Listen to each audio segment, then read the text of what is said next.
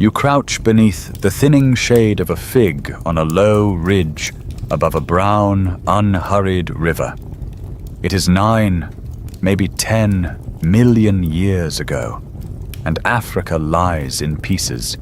Silver grass flickering in heat shimmer, ragged woodland fingering the slope. A narrow stripe of gallery forest stitched along the water's edge. Cicadas rasp a steady lullaby that could pass for a bedside fan. Sap licks your fingers.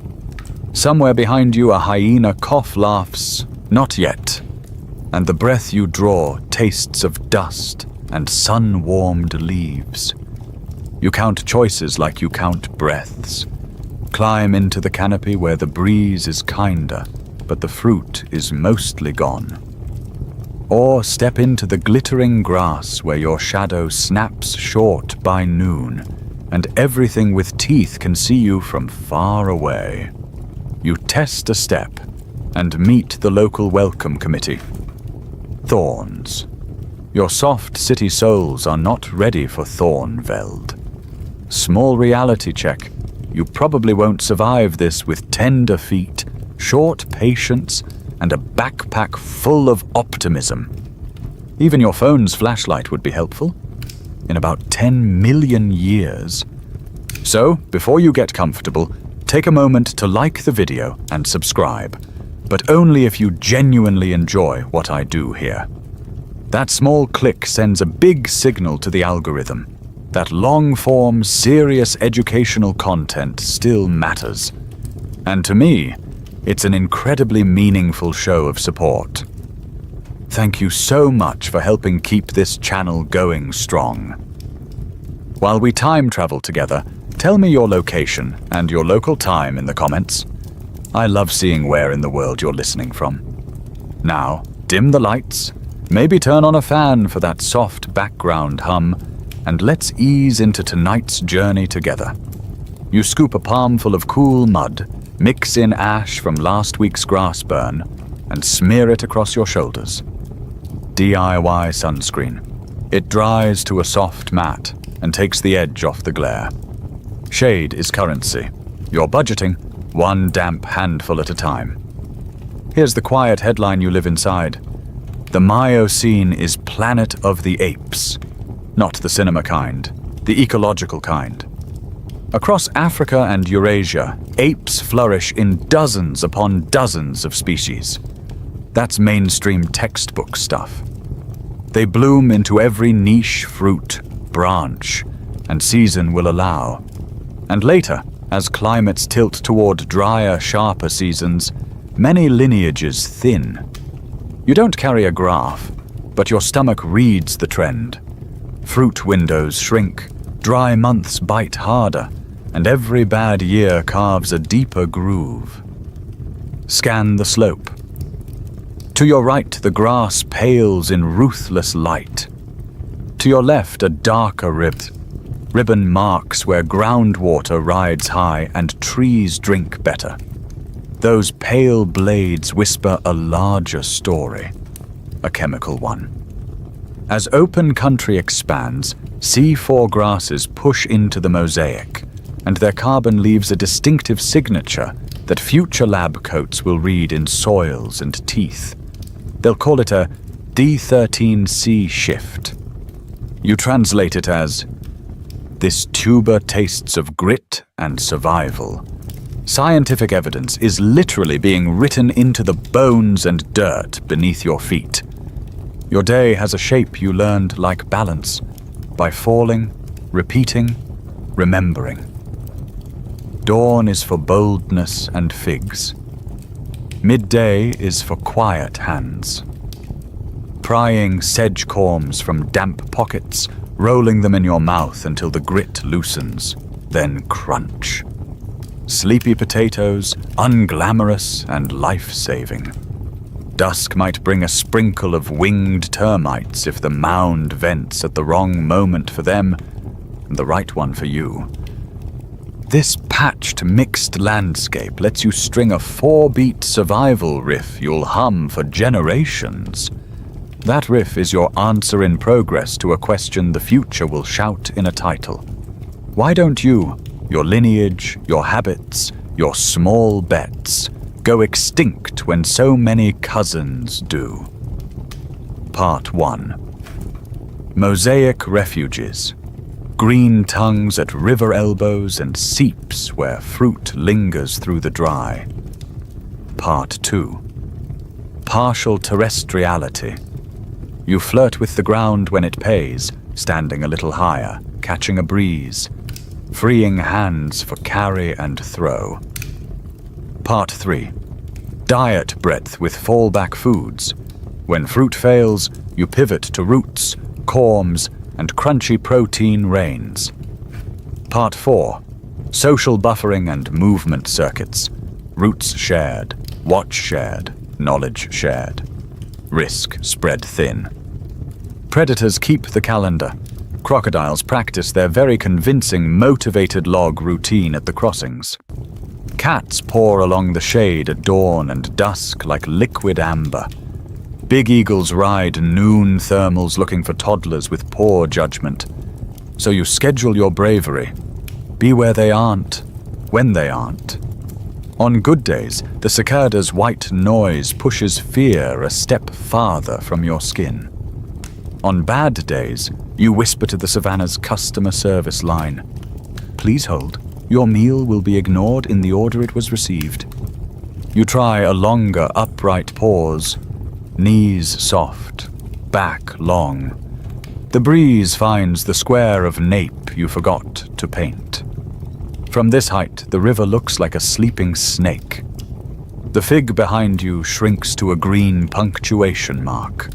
Upright, you can tuck a fruiting branch under one arm and still shoo flies with the other.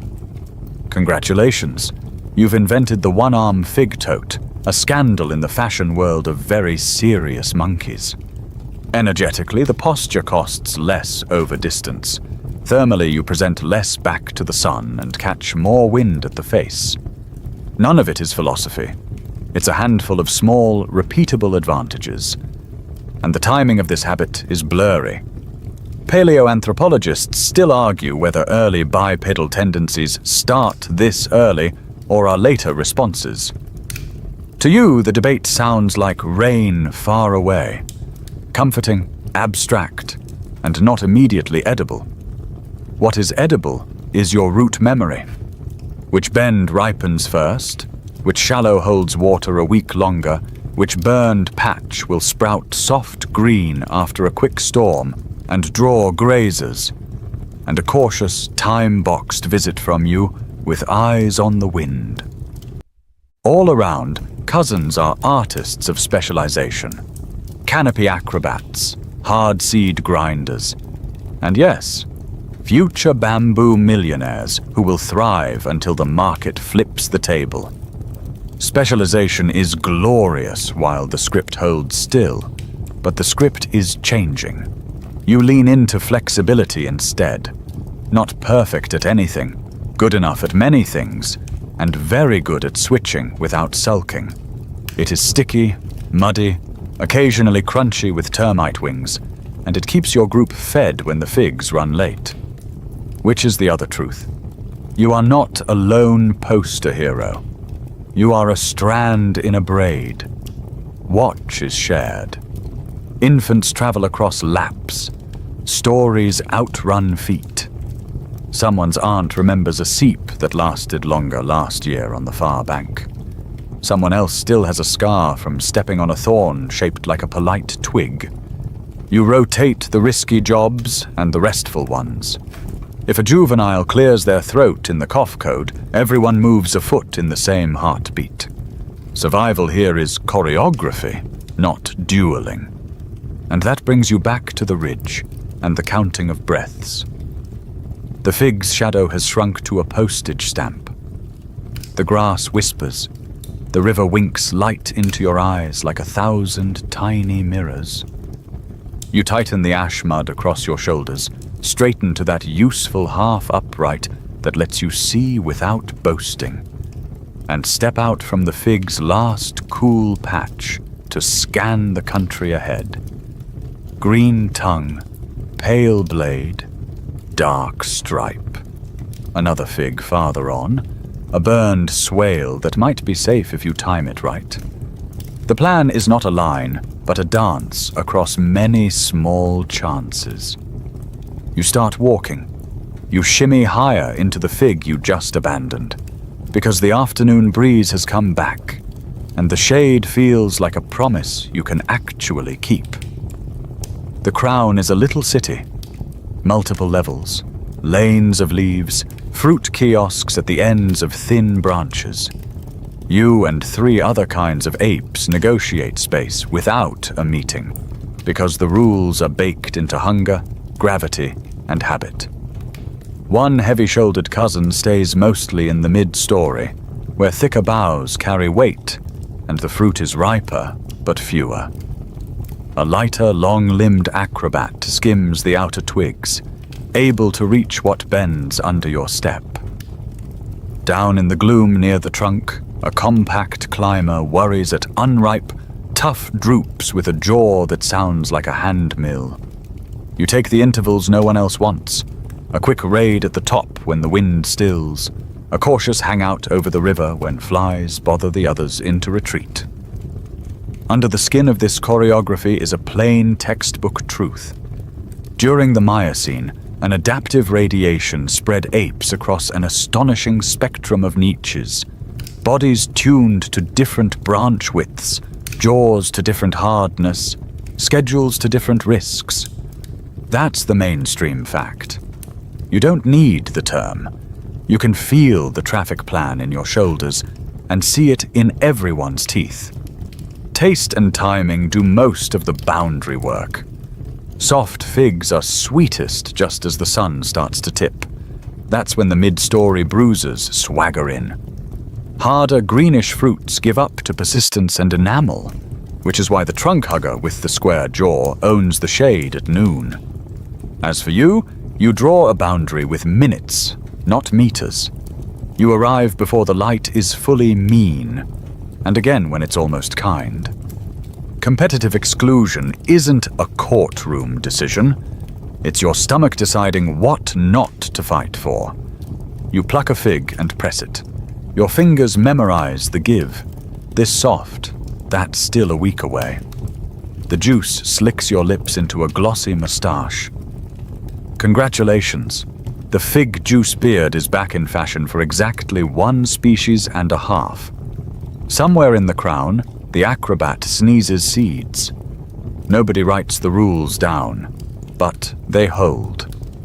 You keep the peace by specializing lightly in when, while others specialize deeply in what and where.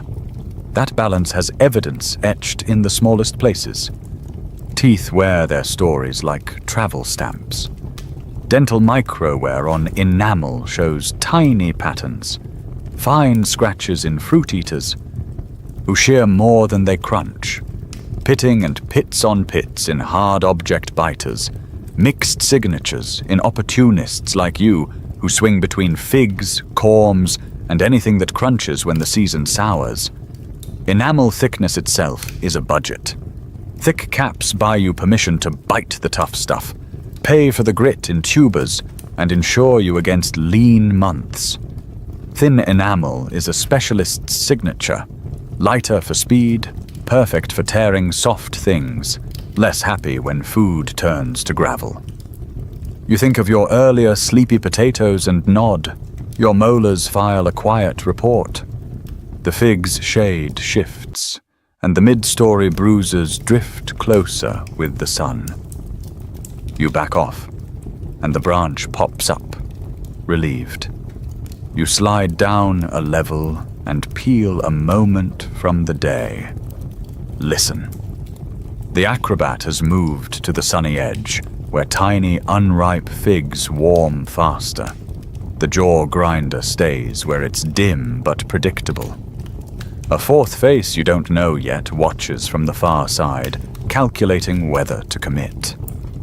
Little decisions like these add up to sympatry. Several species sharing one feeding ground by slicing it into height bands, texture bands, and time bands. You take your slice and leave. Not all partitioning happens in the tree. Some of it happens in your calendar, You remember when the mudflats puff with termites after a bruised storm. You know the week when river figs at the bend, you've nicknamed Fig Corner, ripen before the ridge figs do. You know that sedge corms at the seep are best 3 days after someone else's small fire passes through and drops ash like seasoning. That calendar is as much a tool as a digging stick you haven't quite invented yet. When the sky goes bruise purple in the east, you smile, because protein rain may fall tonight. Winged termites swarming from their vents into your cupped hands, crunchy and nutty, and precisely the sort of snack future viewers will call weirdly delicious, until they try one. The quirky bit is, it only works if you read the weather and the season like a friend's face. Researchers still debate whether niche partitioning alone could sustain so many sympatric apes without frequent climate resets. The sentence will be minted in journals much later, but the argument hums now under your ribs. Some say the partitions are knife-sharp and stable. Others say they blur when fruit flushes, then reharden in drought. Still others whisper that only the rhythm of the weather keeps the peace, pushing each species into its lane by tightening belts at the right times. You do not resolve the debate. You just set your alarm by cicadas and clouds. Partitioning has manners, and teeth enforce them. The trunk hugger bears square, enamel-rich molars. You flash broader incisors made for plucking rather than cracking. The acrobat shows slender canines that look dramatic, but mostly puncture soft skins. Even guts carry opinions. You've noticed who spends an hour sulking on a branch after eating unripe fruit, and who can chew green without a stomach poem. The differences keep you from stepping on each other's plates. When a wind shifts and the scent of ripe bursts across the crown, everyone moves in a practiced ballet that avoids elbows. Some days it looks like courtesy. It is actually physics and famine prevention. From your high seat, you watch how this logic repeats down the slope. At the shrub line, smaller primates pick through berries you ignore because the seeds are bitter until a rain you can't spare the patience to wait for. On the grass edge, Seward's knows grubs you don't want but remember as insurance. Out in the hotter glare, antelope test sprouts you can't digest but follow anyway, because where they go, lions go, and where lions have gone, sometimes marrow happens later. It's not that you want what they want, it's that your roots braid with theirs in useful ways. And even within your own kind, you slice it thinner. The bold take dawn, when cats still think like poets. The careful take late morning, when heat presses everyone into shade, and the bad things are lazy. The show-offs, fine. Sometimes it's you. Take the edge of dusk with a rock in hand and a friend on lookout. You can hear the cough code you all use for thorns migrate around the tree like bird song. The system is simple. Avoid collision, avoid teeth, avoid empty bellies. Efficiency makes quiet. On the branch where you sit, the ash mud sunscreen from earlier has flaked to grey freckles on your shoulders. You rub the last of it in and test the air, thinking about edges again. Edges are where deals get made. Edges let you be a generalist without being a bully.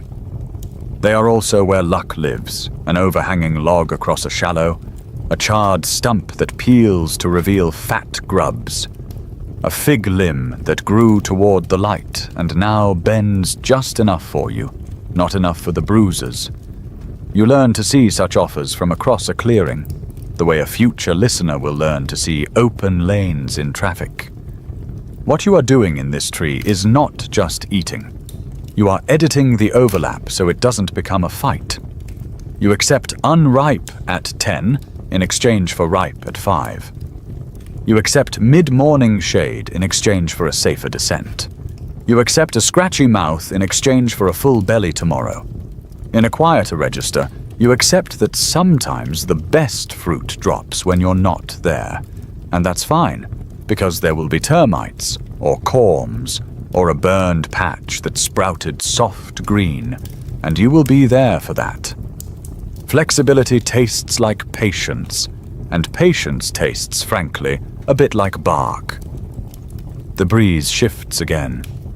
You look up, beyond leaves, and the sky over the far ridge builds towers, clouds with dark bellies, wishful and tall.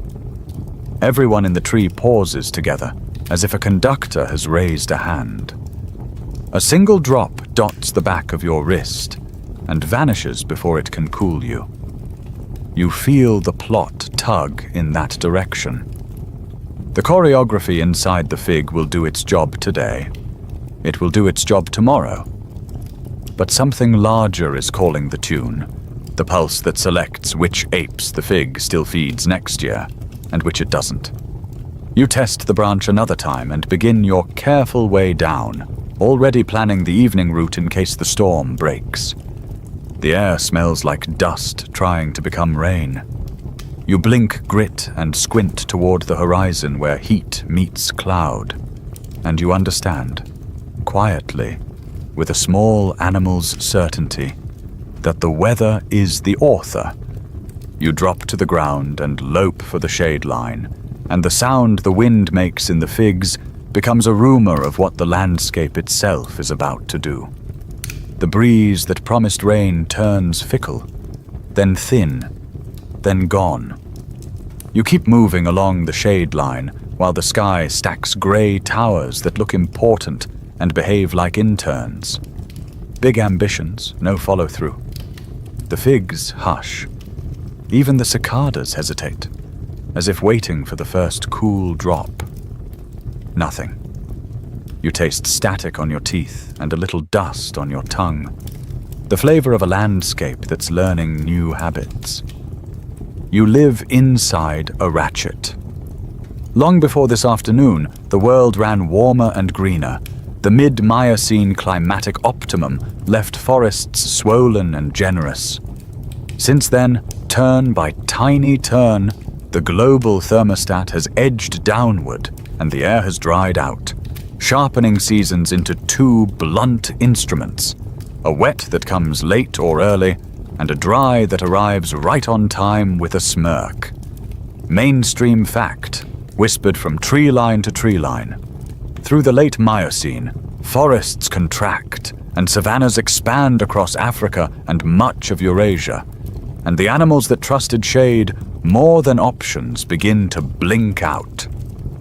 You don't hold a lab in your hands. What you have is a river smell that fades earlier each year and a commute for fruit that grows longer, scratchier, louder under your feet. But the future will take the ocean's diary and read it aloud in a bedtime voice. Tiny shells, foraminifera, settle on the seafloor and build their houses with oxygen. The balance of heavy and light oxygen, the 18O, shifts with ice and temperature. Stack those shells in a column, measure the ratios, and you get a line that climbs like a slow staircase toward cooler, more ice-happy times. That line does not shout. It murmurs less rain, longer droughts, forests under pressure. On land, the writing is bolder. In soils that bake and crack and then bake again, carbonates lock in the carbon signature of the plants above them. When C4 grasses, those hustlers that love heat and open sky, push into a neighborhood, the soil's D13C skews their way. Later, future teeth will echo the same story in enamel. Your pantry will already know it by taste. C4s don't carry sweet shade in their pockets. They carry light like a dare. Fire gets a promotion in this new regime. You smell it more often. Sweet at the edge, bitter at the core. After a season of stingy rain, grasses crisp to tinder. One lightning rake or a bored spark, and the hills wear charcoal freckles. Layers of black dust settle into lakes and peats, little fire proxies that say, the patchwork is real, the patchwork is regular. You learn to work with it. Burned zones draw fresh green. Fresh green draws grazers. Grazers leave small opportunities if you schedule your courage. Your Ashmud sunscreen? Still on brand. Dust becomes the original face powder, which is glamorous in a very specific way. You stop at a hollow that held water last week and stare into a shallow limited edition puddle, one of those exclusive pop-ups where everyone wants a sip and the bouncer is a nervous warthog. Your tongue remembers the puddle's cool argument. Your eyes take notes on hoof prints of who came, who waited, who spooked. You can track your neighborhood on the floor of a teacup. When the cup dries, the stories tighten to the river, because water is a king, and the river is the palace that never quite closes. Gallery forests, those elegant strips along water, narrow another arm's length this year. You plan loops that knot and unknot through those dark ribbons, and every loop has more bright, exposed stitches between. Back when the ratchet first bit, Europe's apes had a worse time of it. The cooling and drying clipped temperate forests hard. Species with bodies pledged to branches lost the argument fast. The map that once glowed with their ranges smudged and then thinned. Africa doesn't get a free pass. It just holds mosaics longer. Woodlands tucked between hill shoulders, swamps fed by stubborn springs, river bends that keep shade like a secret. That difference matters, and you feel it in your hamstrings. You wipe your hands on your thighs, glance at the cloud congregation, and decide, foolishly, bravely, that maybe it wants a show. You shuffle a tight-hipped rain dance you absolutely did not learn from anyone. A half-serious, half-sarcastic plea to the sky. The result is immediate. A little gust, and then more dust. The atmosphere applauds with grit. You bow to your audience of one and make a note. Next time, bill it as performance art. All of this would be easier if the story moved in one clean slope. Today drier than yesterday, tomorrow drier than today. But climatologists still argue whether drying was smooth or punctuated by abrupt steps, boxy jumps where systems flip, then hold. You read it in fits. A river that doesn't return on the expected week. A fruiting run that's a rumor. A flood that moves fire boundaries for a year. A night where cold sits like a cat on your chest and refuses to be negotiated with. The line on a graph is tidy. The life inside it is a stutter. You stop where the tree line frays into shrub, hold a leaf to your cheek, and let the heat tell you what the numbers later will. Seasonality means choices arrive with timers attached. Fruit windows close like eyes. Digging gets you starch with dental-grade grit. Termites, bless them, turn the air into a snack exactly when the calendar says they should not, because weather is not a contract, it's a mood. Flexibility becomes a moral. You practice it the way you practice balance, by wobbling in public and pretending you meant it. On evenings like this, wind drag lines of smoke across the horizon, and the sun drops into a brownish haze that softens the world into sepia. Somewhere in that haze is a fire too far to fear and close enough to plan around. Tomorrow, that swale will be worth a walk. A week later, it might invite grazers.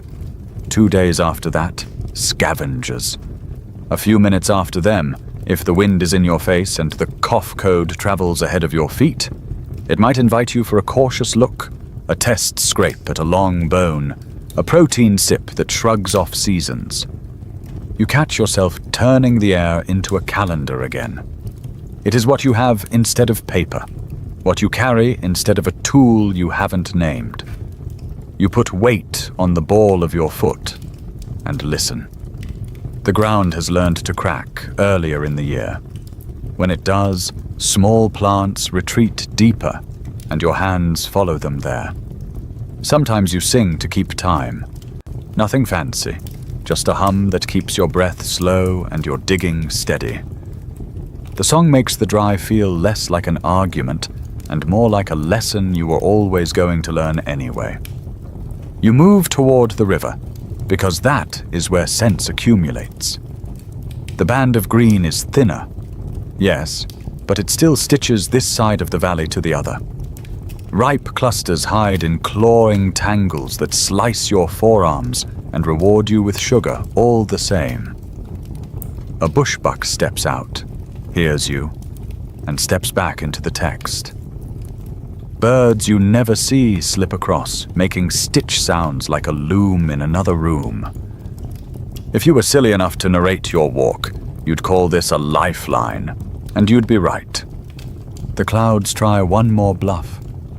A cool shadow passes over your face like the hand of someone you trust. You hold still for it, the way you held still for the ash mud paste earlier, as if stillness could make a case. The shadow moves on. A single drop marks your wrist, spreads, and then evaporates so fast it feels like a trick. You look up at the tattered base of the thunderhead, then look down at the ground where the river path widens into a fan of fissures. The creek that fed this braid last week has folded its tent and slipped away in the night. You step to the edge and study the cracked creek bed, a mosaic of plates hungry to separate. Between plates, deeper brown stays damp, a promise written in clay.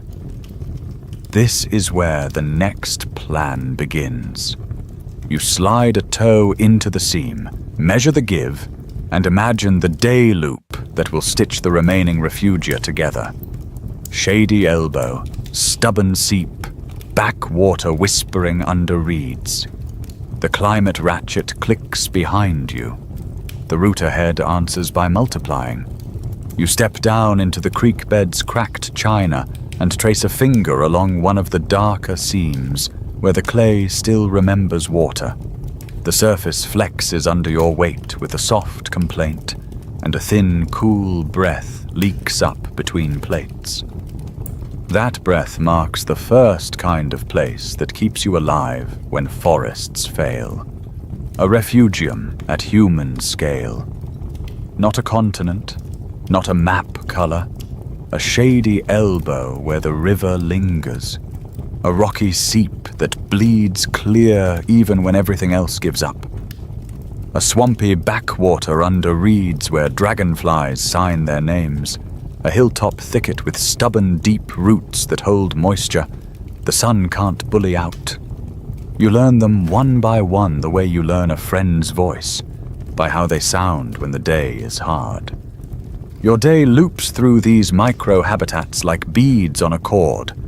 The plan is simple because simple is repeatable. Dawn.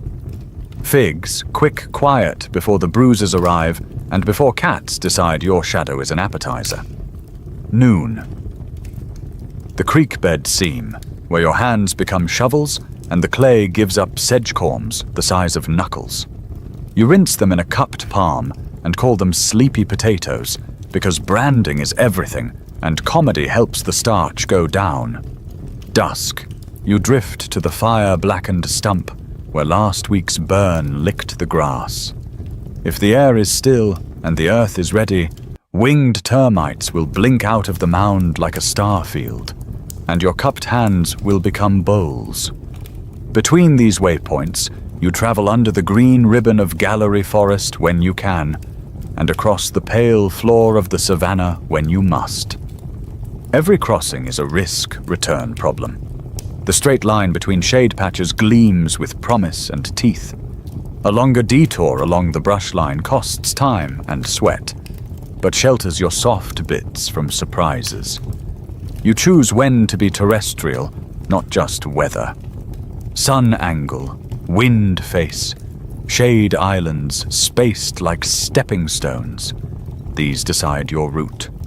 You keep your weight light over open ground, shoulders low, eyes working the horizon for that one log that's actually a crocodile doing its best, just a log audition. If you must step into glare, you re-slick your ash mud paste, the DIY sunscreen that turns your shoulders from flashing billboards into matter geography, and you time your dash to the moment the air itself seems to blink. Fruit fails more often now.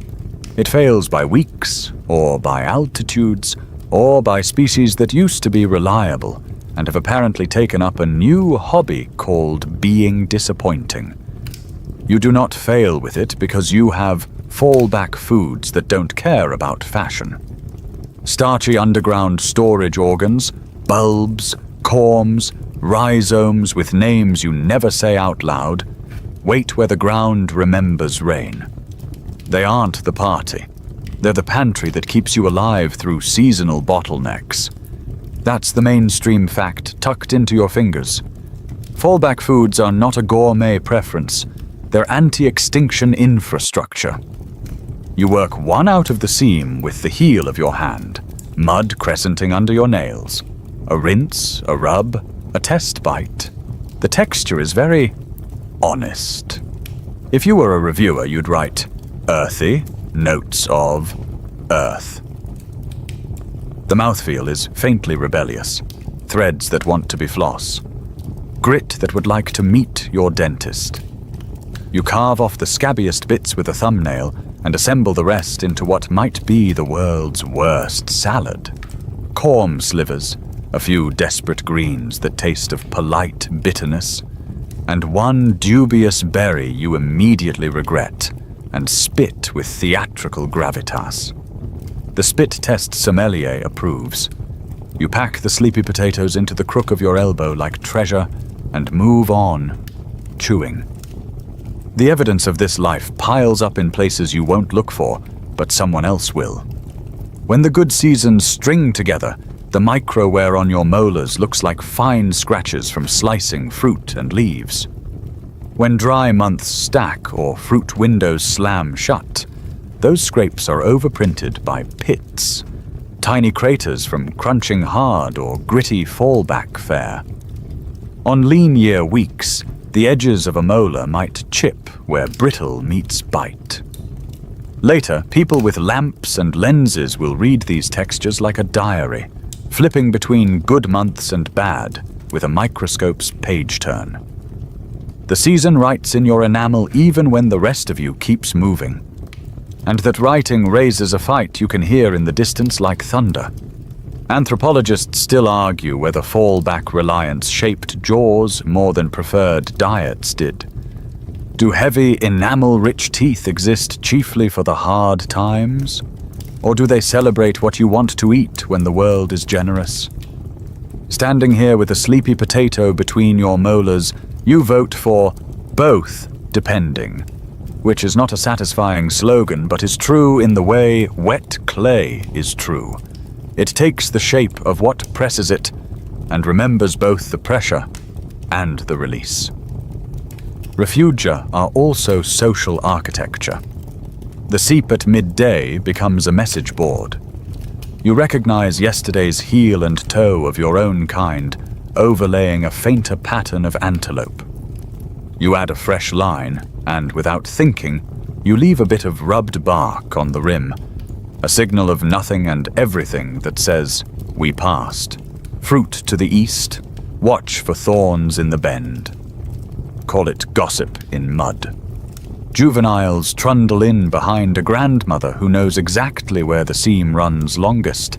A pair of outsiders drift near, but not too near, listening with their noses, pretending they didn't come for the news. Meeting points make mates possible. They also make information flow where food cannot. Risk disperses when ideas travel. Sometimes the backwater is where you nap because shade and dragonfly music beat worry for an hour. Sometimes the hilltop thicket is where you watch the wind. Sometimes the shallow where the river braids is where you teach. A juvenile's hands messy with clay as you guide their thumb to feel for the sneeze of a corm under mud. The lesson is the same every time. Your menu is bigger than your appetite. Your map is bigger than your fear. Your loop is bigger than any one tree's mood swing. Humor helps the loop feel like a choice. You sell the sleepy potatoes to yourself with a wink. Limited seasonal release, now with extra grit. You announce the salad course with a flourish, even though tonight's bowl is your palm and the dressing is river water. You promise yourself termite popcorn at dusk if you do another hour of careful digging without sulking. It's not that jokes fill your stomach. It's that they keep your resolve from drying out before the tubers do. At the burned stump, you scout for the telltale, papery hush of wings starting to think about air. If the wind shifts right after sundown and the mound opens, the sky will glitter. You have roots that depend on that glitter in the same way other roots depend on the weak. A certain fig limb softens. The loop, the pantry, the schedule. They braid into the set of 4 survival levers you keep naming without saying their names. Mosaics, ground use, fallback foods, social buffering. You're not composing a theory, you're walking it. Even the hilltop thicket earns its bead on your string. In the dry, a little wind moves there when the valley air sits heavy. You can sit in green shade without tasting mildew and watch for movement in every direction at once. The thicket's roots reach deeper than the mood of the season. They pull up sips when the river sulks. The berries here are small, less pleasant than the ones by water, but they don't schedule their sweetness by the same clock. Diversity pays like compound interest. Boring, slow, and what saves you when a month refuses to behave? You finish the last of the sleepy potatoes and tuck the muddy skins under a stone where they won't advertise your presence. The ash mud on your shoulders has turned to faint powder, a camouflage you can forget. You take a long drink from the slowest trickle at the seep and feel your breath settle into that steady 2 count the cicadas love to harmonize with. On your way out, you brush the rim smooth with the back of your hand, erasing the message board so it doesn't become a menu for something with sharper eyes, and you make for the next bead on the string. A stretch of glare waits between thicket and river. The safe detour is long and ugly. The straight shot is short and uglier. You kneel at the creek bed seam, let the last curl of cool air ghost across your chest, and consider your posture the way you'd consider any other tool.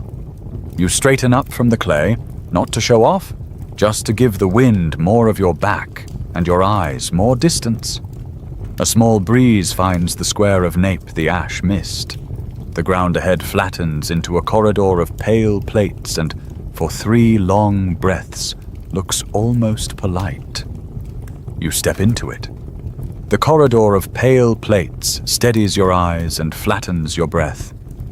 You let your spine rise 1 vertebra at a time until your chest and face meet the faintest wind. Standing isn't a speech. It's a tool. Even partial bipedality, that not quite a walk you borrow for crossings, changes the math of the day. From here, brush that was a wall becomes shoulder height. The next shade island is visible beyond the glare.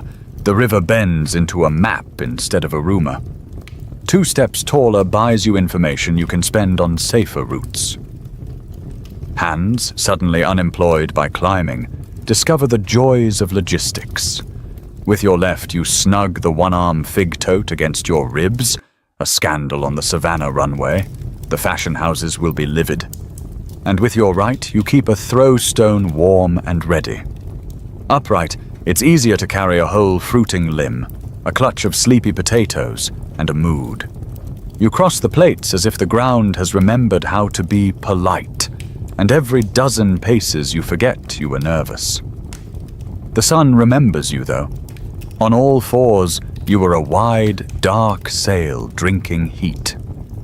Upright, you show the star less back, more edge, and the air slips past your chest and neck like hands smoothing a sheet. Thermoregulation is a soft word for a harsh truth. In open country, less surface pointed at noon means less roasting. You can feel the difference. Shoulders no longer screaming, nape catching breeze, ash mud sunscreen earning its keep. Mainstream fact, the kind that belongs in a museum label, but also in your bones. A bipedal posture reduces heat load and makes long crossings survivable, where a crouched crawl would cook you. There's physics humming under your feet. Even before this posture becomes a full-time gait, your legs work more like pendulums when you're upright. Each swing stores and returns a little energy. The hip does a quiet core workout, courtesy of evolution, as the body vaults over the stance foot. Later, when legs are longer and the pelvis is tuned differently, the advantage gets loud. For now it's a whisper you can still hear. Step economy over distance. Comparative cost of transport models in some future notebook will translate your feeling into numbers. Fewer watts per meter for a steady walk than for a four-limb scramble across the same open patch. You don't need the chart. Your breath is the chart. Of course, it's not a free lunch. Your calves mutter about balance, your lower back reminds you it has opinions, and the tendons along your thighs negotiate every step with the terrain.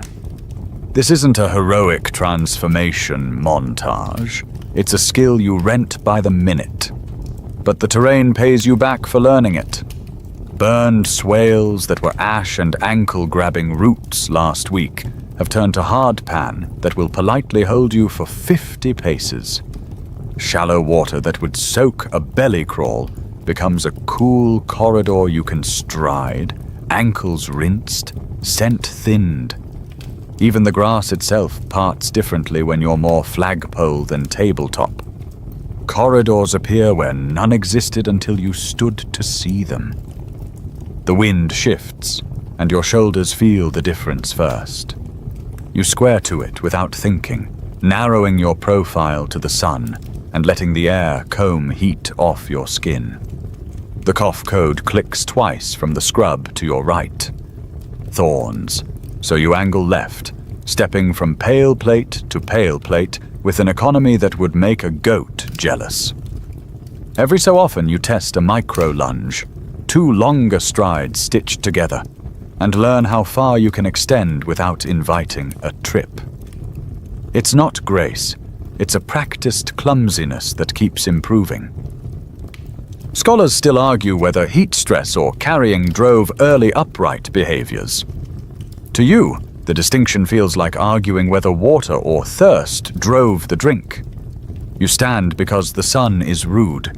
You stand because 2 hands carry more than 1 mouth can. You stand because 8 meters of air can turn a cat's intent into confusion if there's a stone flying through it. The posture multiplies distance. Distance you can see, distance you can move, distance you can put between trouble and your softer bits. Threat displays change their costume when you rise. On a branch, size is a function of fur and voice. On open ground, size is an angle. You widen, you lift, you show the plane of your chest as if it were a shield painted with ash. You raise the throwstone with the kind of deliberate slowness that says, I have time. Sometimes you don't have time, then the posture gives you a faster first step, a cleaner pivot, a sightline past the grass to choose whether to freeze or bolt. Your friend 2 plates behind you mirrors the same rise and widen without coaching. Choreography again, this time with the horizon as the audience. A bank of wind-sculpted ash rises ahead, the footprint of last week's fire. Up close, the surface is crusted like sugar and crisp underfoot. You climb the face and the world unfolds. dark fingers of gallery forest stitched along the river, yellow shoulders of hill where grass keeps losing the argument, a shimmer on the flats that might be water or the sky lying. You stop long enough to let your heart settle and your eyes pull roots out of the picture. This burned tongue to that thorn island to that shadow behind the termite mound, then a slant across the shallows. Standing buys you this map. The map buys you minutes you can spend later. You take them now, down the far side, across a ribbon of baked clay, then into the shallows where water licks mud into slippers around your ankles. The shallow water corridor is cold enough to make your calves sing. It also smears your scent and muffles your feet. Fish blip away. A stork, worn thin by patience, glares at you for scaring its breakfast, then remembers you aren't worth hating and goes back to staring. Midstream, you pause again to listen, because timing still rules, and hear nothing but the low comb of wind and the far gossip of birds. On the bank, the ground lifts and narrows between two thorn patches, a little choke point with opinions. You tuck the fig tote better, press a hand to your side to ride a stitch into silence, and tip into a pace that is neither walk nor run, something you could hold for a long talk with yourself. The cadence matches your breathing and, past the first 50 paces, feels oddly cheap. Not free, but cheaper than the last time you tried this. Your ribs sign off on the budget. You imagine a different you, seasons or species from now, with limb proportions that make this cadence the default. Longer legs for longer steps, hips shaped for smoother swings, a foot that rolls instead of clutches. For that someone, long-range efficiency won't be a rumor. It will be a household expense they barely notice. Today it's an experiment that pays by the minute. You take the minutes gladly. Somewhere behind the horizon of grass, a sound kinks and disappears. Maybe wind in hollow wood. Maybe a cat changing its mind. You keep your height, not from bravado, but because crouching would trade vision for fear. A few more plates, then the relief of shade and a small inspection of your toes to make sure you haven't invited a thorn souvenir. Clean. You peel the fig juice off your wrist and consider your carrying options like a quartermaster. Shift the fruiting branch to the other side, tuck the tubers deeper in the crook of your elbow, test the stone's weight. Upright you is a walking shelf. Shelf you takes pride in efficient packing. The path ahead wriggles into a burned patch so new it still smells like a story just told. Char clings to your shins as you cross, black freckles on ash mud beige. Fashionable in a very specialized sense. Beyond it, the ground settles into a grey-brown hardpan that bounces your steps back to you and makes you feel lighter than you are. You let your posture relax into a steady rhythm, shoulders low, chin easy, like a model doing a savannah runway walk for exactly 0 audience members. 10 paces later, you crack yourself up, which is not great for stealth, but excellent for morale. Halfway across, the wind loops from another quarter and brings a faint, old metal scent that halts you mid-stride. You taste it before you name it. Carcass. Not fresh, not safe, but a thought with calories attached. You freeze in a careful way, 1 foot still forward, and let the air say what it will. The smell threads the corridor from the river's outer bend, where drift brings both surprises and lawsuits from crocodiles. You do not change direction yet. You file it in the front of your mind like a promised side path. Standing has already done its job. It let you see that bend from the ash crest, measure distances, recruit the shallow as a cooler, make a corridor out of glare, and hold a stone with actual intent instead of metaphor. The bundle. Less heat, more view, hands-free, distance tools, turned exposure into a brief, navigable moment instead of a coin flip with teeth. You can feel your heartbeat arguing itself, back down to the bedtime tempo the cicadas prefer. The wind flicks your hairline and brings the metal tang again, a little clearer, braided with the green breath of the river. You look to the bend, count 3 safe lanes and 2 you'd only take if the cough code sang in chorus, and decide your next beats.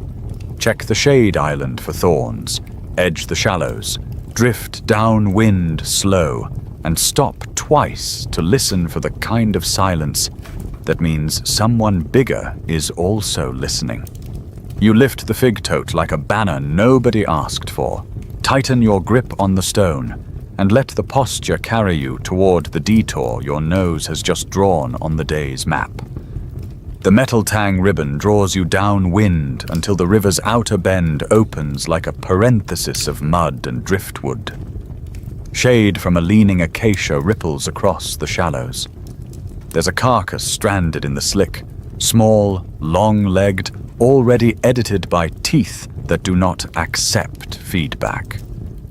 Hyena prints stamp the sand in overlapping commas. Crocodile gouges add their signature along the waterline. You stop where the breeze still hides you and read the situation like a menu with consequences. You don't hunt, you opportunize. The rule here is fast hands, short visits, and better timing than the other guests. Upright gives you the view to confirm who isn't home. The river gives you a scent screen. The burned patch behind you gives you a retreat lane you've already mapped. You tighten your grip on the stone, track the wind, and mark 2 exits before taking a step. Even now, everything is choreography. 3 paces, listen. 2 paces, smell. 1 pace, decide. The skin's already been pulled, the big haunches gone, the belly open to flies. What the famous teeth left for nobodies like you is tucked into a crack at the joint. Marrow trapped in its quiet room. You go for it like a polite thief. A quick kneel, a strike with the stone that's more pry than smash, and then a finger scoop of the pale center. It tastes like coins and warmth, and a day without figs. You do not stay. The river watches for people who mistake luck for permission. You back out the way you planned, reverse, reverse, and only at the ash-licked swale do you let your breath notice itself again. Your teeth click on the last thread of fat with a little embarrassment. Calories are never elegant at the water's edge. This is the pantry you carry in memory. Fruits, leaves, tubers, termites, marrow scraps, and sometimes, when the river sulks down to ankle bones, shellfish you pry from muddy banks with your fingertips. At low water, muscles clamp shut like skeptics, but patience and leverage win. You roast them in the embers of someone else's grass fire and pretend you're a chef with a crocodile panic reduction. The menu isn't proud, it's broad, and breadth is insurance. On your best days, figs drip. On your worst, there is still something true you can chew. That truth is etched in your mouth. Thick enamel caps your molars like quiet armor. Mainstream fact that separates your possibilities from those of the thin enameled leaf fanatics who fold when grit enters the chat. Thick caps permit what bad seasons demand. Crunching sedge corms still wearing the river's sand. Grinding seeds that waited too long. Cracking nuts someone with a stronger jaw started. Even tolerating a pebble surprise in a mouthful of shoots. It isn't glamorous. It is structural. Under the enamel, your tooth roots brace like beams in a hut that expects storms. The scientists you'll never meet will read your diet two ways and smile when the stories rhyme. First, by zooming in. Dental microwear shows your season's mood. Stria and fine scratches when you ride soft fruit and leaves, pits and microcraters when fallback foods or grit take over.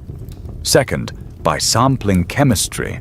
The stable isotopes in hard tissues archive your pantry. The 13C in enamel leans one way when your calories come from shady C3 plants, figs, most leaves, and another when C4 grasses or their root neighbors and grazers leftovers weigh in. The 15 in dentine and bone hums a higher note when you nibble up the food chain, an occasional scoop of marrow or a river snail festival, than when you read plants all month. Evidence sits in your smile and in the sediments under your feet, waiting for someone's lamp. You don't live at the water's edge. You visit it with a stopwatch in your head and the cough code ready in your chest. The rest of your calendar belongs to plants, and plants can be gossipy, petty, and toxic. Leaves are libraries of chemical sarcasm, tannins that make your mouth pucker like you've tried to drink the night, alkaloids that buzz your tongue like a rude joke, saps that mean well and then don't. You learn doses by timing. Young shoots after a burn, fine in small performances, old leaves in late dry, only if you like regret. Some tubers carry cyanide whispers when raw, so you rinse, soak, slice thin, and, if you're lucky, pass them through war mash until the panic stops shouting. Knowledge is seasoning. Sometimes knowledge looks ridiculous. You pull a bitter stem, test it with philosophy, and then become your own spit test sommelier again. Swish, purse, pronounce, PTU.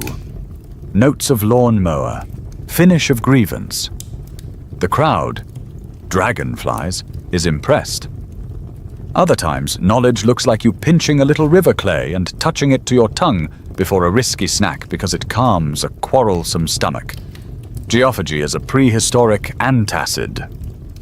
It's a quirky trick, learned the same way you learned to read clouds, by trying, erring, and remembering the days that punished you. Because memory cooks every meal. You remember that the sedges nearest the seep taste of gravel, unless you wait 3 days after rain.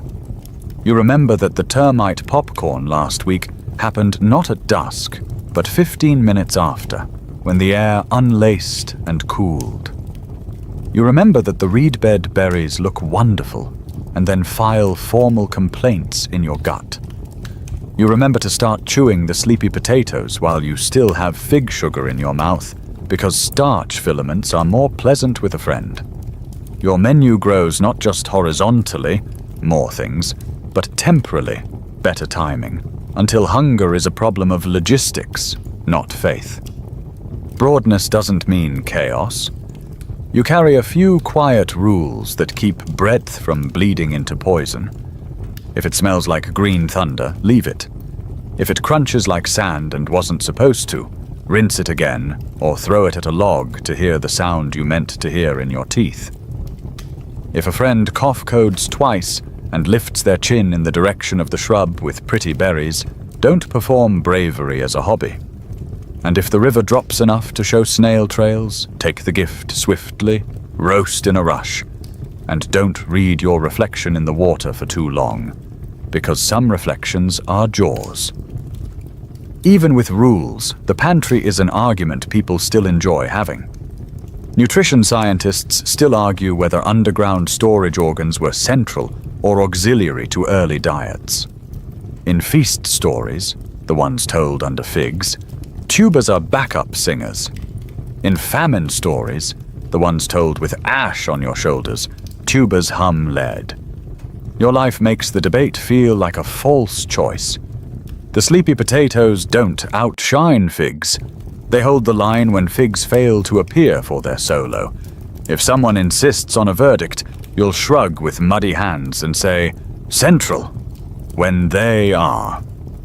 You lift a corm from the seam and roll it, feeling the faint starch threads unwind as you bite. The grit argues with your molars. The thick enamel does not care. The river wind brings no metal today. Good. And a weak perfume of crushed fig leaves. Better. In that perfume, your jaw remembers softer days and keeps the chewing civil. You think about your teeth like tools in a pouch, incisors for the neat pluck and peel, canines for the assertive puncture, more drama than duty these days, molars for the grind that turns risk into glucose. The pouch is well stocked, but it still benefits from practice. You rotate uses so you don't chip the same corner twice when months go hard. Most of what you eat will never leave a spectacular trace for strangers with grafts. A few traces will. A changed ridge on a molar, a stubborn pit under a loop, a carbon ratio in enamel that says the grasslands flirted with your menu, a nitrogen hint that says a snail festival happened. Together, those tiny signatures add up to a portrait of a generalist who never stops editing their options. You are not the best at any one thing. You are good at switching. That is the trait that outlives a preference. You shoulder the fig tote again, tuck 2 cleaner corms into the crook of your elbow, and grin at nobody about your leaf cup hack. Still horrible, still spilling 60% of the time, still better than going thirsty. Across the shallows, a stork high steps like a judge who disapproves of everything. It will get over you. A dragonfly argues with its reflection. Somewhere in the gallery strip, a branch ticks, then ticks again. A call you know from your own kind when they don't want to shout. You answer with the cough code, low and twice, and angle toward the sound, chewing as you go. Starch threads tugging like floss you haven't invented. Breadth in the pantry feeds more than muscles. It feeds options, and options feed calm. Calm keeps your hands steady for the next throw, your eyes soft enough to see roots instead of traps, your schedule elastic enough to dodge someone else's plan for you. As you step from mud to plate to shade, you're already rearranging supper in your head. If no termites tonight, more tuber. If tuber runs thin, check the burned tongue for grubs. If the river drops another hand, test 3 snails and pretend you're running a pop-up. The menu flexes. You flex with it. Somewhere upriver, a burst of alarm chatter from a throat you recognize scribbles urgency through the trees. It travels along the gallery like a bright thread, tugging you to quicken. You swallow what's in your mouth, wipe your fingers on the ash-patterned canvas of your skin, and pick up the pace. Food is a plan. People are the plan that edits the plan. You head toward the voices, not because a carcass waits or a fig is ripe, but because together has its own calories. You follow the bright thread of alarm chatter until it unspools into the gallery forest and settles into people you know by footfall and silhouette. They are gathered where the river slows to think, shoulders against bark, backs to one another in a loose ring, eyes not trying to stare and still seeing everything. A juvenile points at the ground, 2 neat punctures in the dust where a snake changed its mind, and gives the cough code twice in the extra dramatic register. Passive-aggressive, accurate, and appreciated. You answer with your own double cough, and the group's tension exhales like a tired bellows. This is the plan that edits all other plans. Cooperation. Under stress, it's not optional decor. It's the structure that keeps your day from collapsing into separate little dramas. Mainstream fact, groups that share vigil, food, and care bleed less risk from every edge. The ring you make now, half shade and half listening, lowers the odds for each body inside it. One person alone is a snack interrupting someone else's day. 10 together are a schedule nobody wants to ruin. You settle into the ring and trade news in little parcels. Your ash mud sunscreen recipe is requested and demonstrated with cousinly skepticism. 2 others smear a version in stripes that look like fashion and dry like sense. The fig tote earns a communal eye roll and then, traitorously, becomes popular. Within minutes there are 3 one-arm fruit slings sloshing through the underbrush like a trend nobody will admit to starting. Your sleepy potatoes get pressed into palms with the ceremonial flourish of a bored priest. The air smells like river breath and leaf veins, and the faintest hint of dust that isn't an insult today. When dusk pads in, you make the shape of camp. Not a circle of stones and stories, just a leaning together chosen by wind and view. Vigil sharing is the first job. 2 stand farther back, eyes to the glare, ears to the water, posture set to, "We are bigger than we are." Someone who walked too hard today sits anyway, and sharpens attention because sitting is cheaper than standing. Your head drops and rises by turns, the way a shorebird dozes, 1 hemisphere at a time, if science cared to look. A hyena cough laughs downstream. The ring tightens by a half foot, and then relaxes when a friendly gust says the laugh will keep going away. If a small body needs to close its eyes now, somebody else's arms are the mattress. Alloparenting, cooperative infant care, turns the raw hours of a lean month into something survivable. A toddler rides a hip that isn't their mother's while she chews and watches. An older sibling learns to bounce a rhythm that stops fussing better than any herb. An aunt who never asked to be an aunt takes the watch just long enough for another pair of hands to dig out a thorn. Babysitting is the original internship. Lots of work, little glory, priceless experience. The way a juvenile learns to carry a drowsy weight without dropping it is the way they learn to cross open ground without advertising panic, by osmosis, laughter, and repetition. Food moves the same way. Your termite popcorn memory becomes tonight's side dish if the wind gives permission. If it doesn't, the group braids crumbs of whatever each of you carried. One person's fruiting twig, your starchy corm slivers, someone else's handful of bitter leaves that are bearable in exactly this company. Sharing is not charity, it is risk smoothing.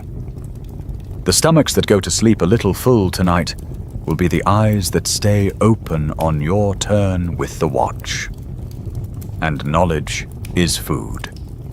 Elders recite where the last seeps held when the dry was even ruder than this. They list roots that run cooler by a long grass blade. They describe how a certain burned swale pays green 6 days after rain, and how you count the 6 by watching the moths that show up 3 days after the smoke. The juveniles hang on the edges of these sentences, counting with their hands, storing calendar inside the skull behind their eyes. Tomorrow, one will make the call to wait 10 minutes for the wind to bend before crossing a glare patch. It will sound like opinion. It will be an inheritance.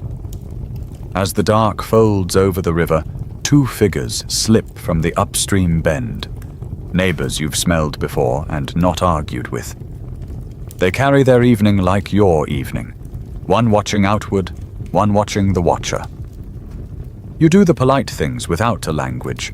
Heads turned just enough to offer faces, bodies angled just enough to keep exit lanes open. A slow approach.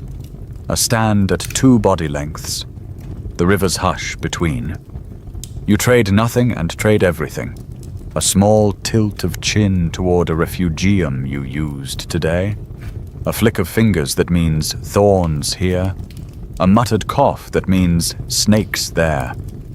You bring them into the ring because meeting points make gene exchange possible in a world that loves to split maps apart.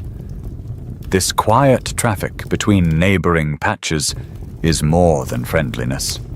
It is a safety net with DNA in it, Small, isolated bands are the universe's favorite coin flip. They can be unlucky for reasons that have nothing to do with skill. A bad fever, a string of late figs, one ambitious crocodile, and the story ends. But when pathways stay open and gene flow drifts along them, when juveniles sometimes grow up and slip across to start families elsewhere, those coin flips stop ruling you. In the future, someone will call this buffer effective population size, NER, and remind the room that what matters isn't the head count in the shade tonight.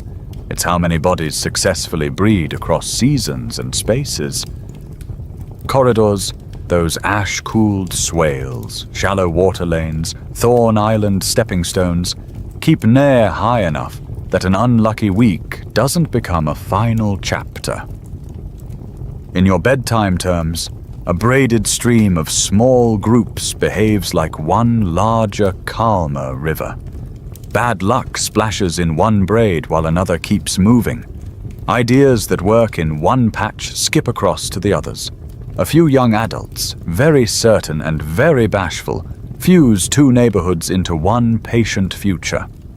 The math hides inside the calm you feel when the neighbors step into your ring and it gets wider instead of fragile. You watch the visitors watching your allo parents trade off a heavy toddler. One of the newcomers copies the elbow sling you used earlier without pretending it's original. Another tries your leaf cup trick and dumps half the water on their shin, inventing the spilling 60% ritual you know by heart. Minor culture flickers back and forth. Ways to hold, ways to carry, ways to test a route without poisoning your day. No one writes anything on bark. It still takes. Above the ring, the leaves argue in whispers. Out past the last trunks, the river shines and then goes dark and then shines again. Starlight caught and lost. Your turn on watch comes with a nod, a stand, and a sudden affection for the patch of air that keeps offering itself to your nape. You listen for the narrow kinds of silence, the kind that means a cat is erasing the night with its feet, the kind that means a raptor is planning tomorrow's noon in its sleep, the kind that means your own heart forgot to slow down and needs coaching. You hum it down, the way you hum a juvenile to heavy lids. Primatologists still argue whether early hominin social systems were multi-male, multi-female, or something else. Maybe the future will balance the bones and count the options. Pair bond recipes, fission-fusion math, hierarchies, egalitarian muddle. Tonight, all you know is this.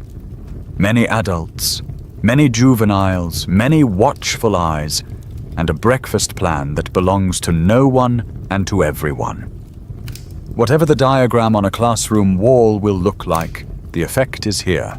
A camp where any single mother is not a cliff, where any single elder is not a library without a roof, where any single wound is not a prophecy.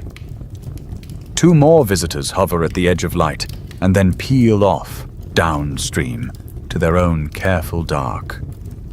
Your ring rearranges itself to fill the shape they leave, and the river goes on, pretending to be a road to the stars. The little bodies sag. The big bodies agree to sag in shifts. You do the math nobody sees. Who has eaten enough to watch harder? Who has carried enough to sleep deeper? Who will trade a later nap for an earlier start? Someone makes the cough code in a parody of Menace to tell a friend not to sit on a thorny root. Laughter folds over the circle like a blanket. Toward midnight, a breeze carries ash from a burn somewhere past the bend, news written in scent. You stand long enough to taste its direction and file it into tomorrow's decisions. When the cool begins to rim the air, backs straighten and then soften, and you scrawl a new loop in your head using today's updates. Seep after dawn, burned tongue after the sun gets bored, shallow crossing if the wind agrees, Fig check only if the acrobats move first. The calendar hums in your bones. Cooperation hums louder. Morning will ask for motion, and motion will ask for order. When the first light ghosts behind the trunks, you pass the watch gently, collect your fig sling and your pride, and feel the ring untie itself without fraying. The predator timetable you've learned, the one you refuse to dramatize at night, starts to tick. Your path to the first shade island depends on it. You touch shoulder to shoulder with the nearest friend in the casual ritual that says, "See you in 10 paces," and you tilt into a line that is more like a draft of wind than a march. The day opens. The dance with other teeth resumes. Morning opens like a careful eye. You fall into the line that is less a parade than a rumor in motion. Bodies strung through dapple and glare according to what the day wants. The first shade island waits at a respectful distance, the river beyond it talking in low syllables. Your shoulders remember last night's watch. Your feet remember the plates that don't complain. The rule is simple and older than figs. Schedule your bravery. Textbook reality, the sort that gets drawn on classroom posters later. Early hominins and their ape cousins faced serious predation pressure. You don't need the poster. You can read the morning. Big cats write their poem at the edges of light, dawn and dusk, when your eyes are almost awake and theirs are already perfect. Crocodiles do customer service at the crossings, pretending to be whatever you want to step on. Raptors make noon a vertical problem, circling on thermals until a small shadow moves the wrong way. The Predator Guild is a clock. You live by it because being wrong about time is the sort of mistake that edits a family tree. You kneel, check the shadow length by your hand on the ground. Short, good, and make the small changes that add up. You stand taller in the open. Bigger is cheaper than faster. Drop lower in the brush. Smaller can save your skin. Tighten your one-arm fig tote so it won't announce you, and warm the throwing stone in your palm. Rocks are your distance tools. The throw is a message everyone can read. Rated E for everyone, you think, and it almost makes you smile. Your anti-predator toolkit is not heroic. It's practical. Height for sightlines, rocks and sticks for negotiation, numbers for confidence, noise when surprise would cost you more than attention, timing that prefers when the shadows are shortest, because cats dislike honesty in lighting. The cough code ripples down the line, not alarm, just the version that means thorn here, step there. You adjust your path by a hand's breadth and keep the cadence that breath and ground agreed on. At the first shallow, the river lifts sweat from your ankles and returns it as clarity.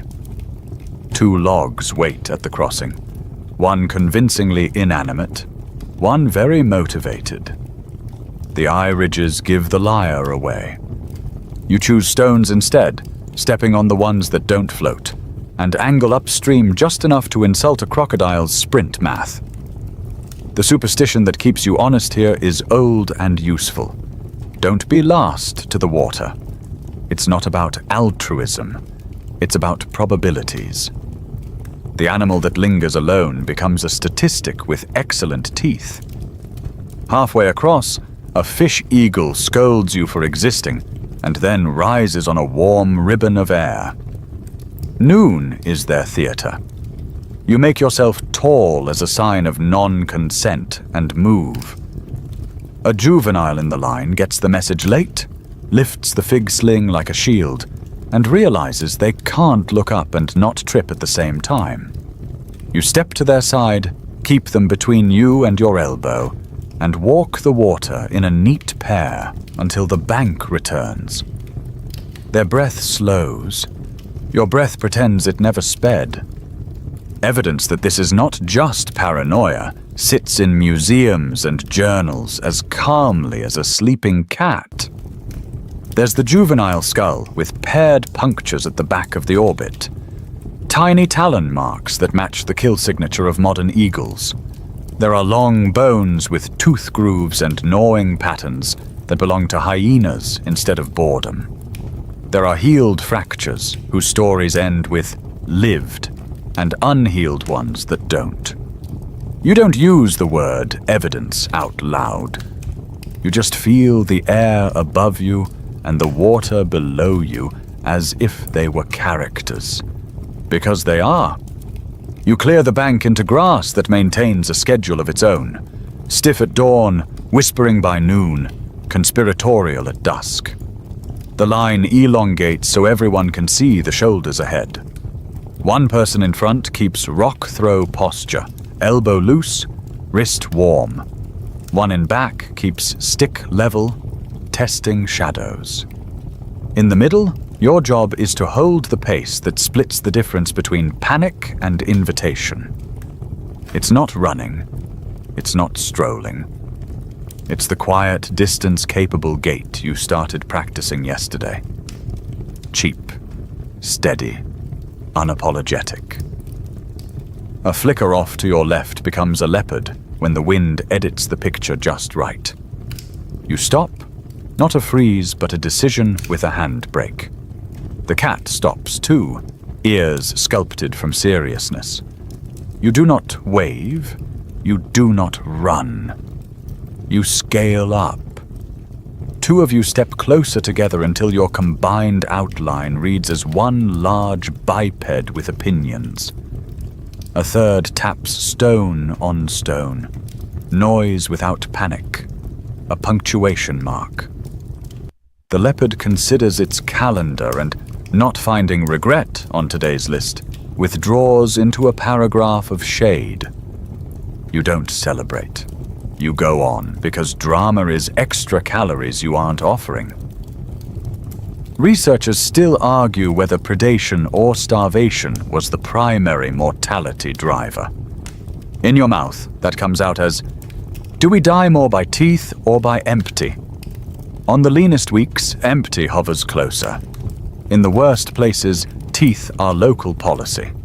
Most days, both vote in the same direction on your schedule.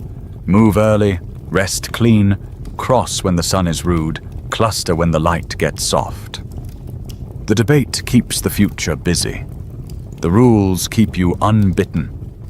Brush gives way to a strand of hard pan that holds yesterday's prints like thoughts someone forgot to erase. You mark hyena, bush buck, your own people. Heels and toes braided like a song. The group blame game for stepping first at the next narrow crossing starts early. Side eyes, exaggerated throat clears, the ancient art of admiring the horizon until someone else volunteers. You almost offer yourself, and then remember your role today is pace, not sacrifice. The boldest among you grins, steps, and the rest of you exhale and follow, muttering grateful insults as tradition demands. A patch of shade collects at the base of a termite mound. You use it the way you use everything, twice. First as cover, a place to take a 20-breath audit of air and sound. Second as signal, a rhythm of taps that tells the tail of the line you're pausing so they can shorten the distance without hurrying. A francolin explodes, decides your sins are forgivable, and resettles in a bush with a final, judgmental cluck. You drink the moment's cool and let your shoulders release a fraction. When the line moves again, the river flashes through gaps in the gallery strip as if it misses you already. You feel the clockwork behind the day. Cats quieter now because the sun is a bully, crocs drowsy on their sandbanks, raptors rising into geometry. You trade a rock for a longer stick, testing brush ahead of your shins where snakes like to write cursive. The stick finds nothing but air and the occasional offended grasshopper. Still, the sound it makes becomes part of your auditory fence, edges you can hear even if you can't see them.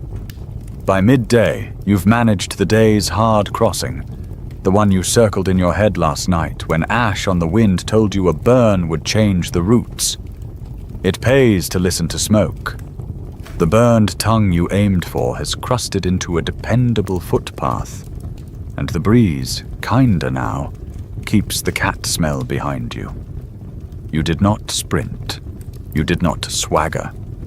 You timed a walk that a future ancestor will perfect into an art. The ground leans up into a ridge, and the line shortens as slope and brush pinch it together. At the crest you rise into a view that takes the breath without asking permission. To the north, the valley widens and the greens thin into new shapes. Beyond that, pale shoulders of land suggest not just distance, but direction. Corridors that lead away, and also between. You take it in quietly, the way you took in the leopard and the river. Routes are invitations. You don't have to say yes today to enjoy being asked. Below, the gallery forest threads on. Above, a hawk writes loops in warm air, working equations you will not solve and do not need to. Behind, the line arranges itself in a loose semicircle, a habit by now. Faces outward, spines to comfort. You tighten the fig sling, brush ash from your arm until your skin returns, and let your mind drift just far enough to imagine paths that connect this ridge to ridges you cannot see. The ground seems to whisper Anatolia without meaning to, a syllable of north that feels like a road more than a place. For now, the plan is simple. A breath, a drink, a check of the shadows, a decision about whether the next step belongs to today or to a year you haven't met. Predators have their hours, and you have yours. And between them is the narrow shelf where you stand, taller than you used to, calmer than you expected, reading the land for the next invitation. From the ridge, the world arranges itself into lanes. The river threads silver south to north. Low hills step east like a staircase with missing treads. Beyond them, the horizon bleaches into a pale band that feels less like sky and more like direction. You stand still until the map inside your head catches up with the one under your feet. Corridors are not lines drawn on parchment. They're strings of good enough days. A seep that lasts longer than it should, a shoulder of slope that stays green when everything sulks, a chain of figs that ripen one bend after another like lanterns you swear someone's lighting for you. In a quieter register, this is the mainstream fact whispered by bones and borders. Eurasia Africa exchanges shaped ape distributions in the Miocene. Land didn't politely separate here from there. It offered bridges when sea fell or sediments rose. It posted filters where mountains pinched or deserts forgot how to be kind. Species didn't migrate once and right home.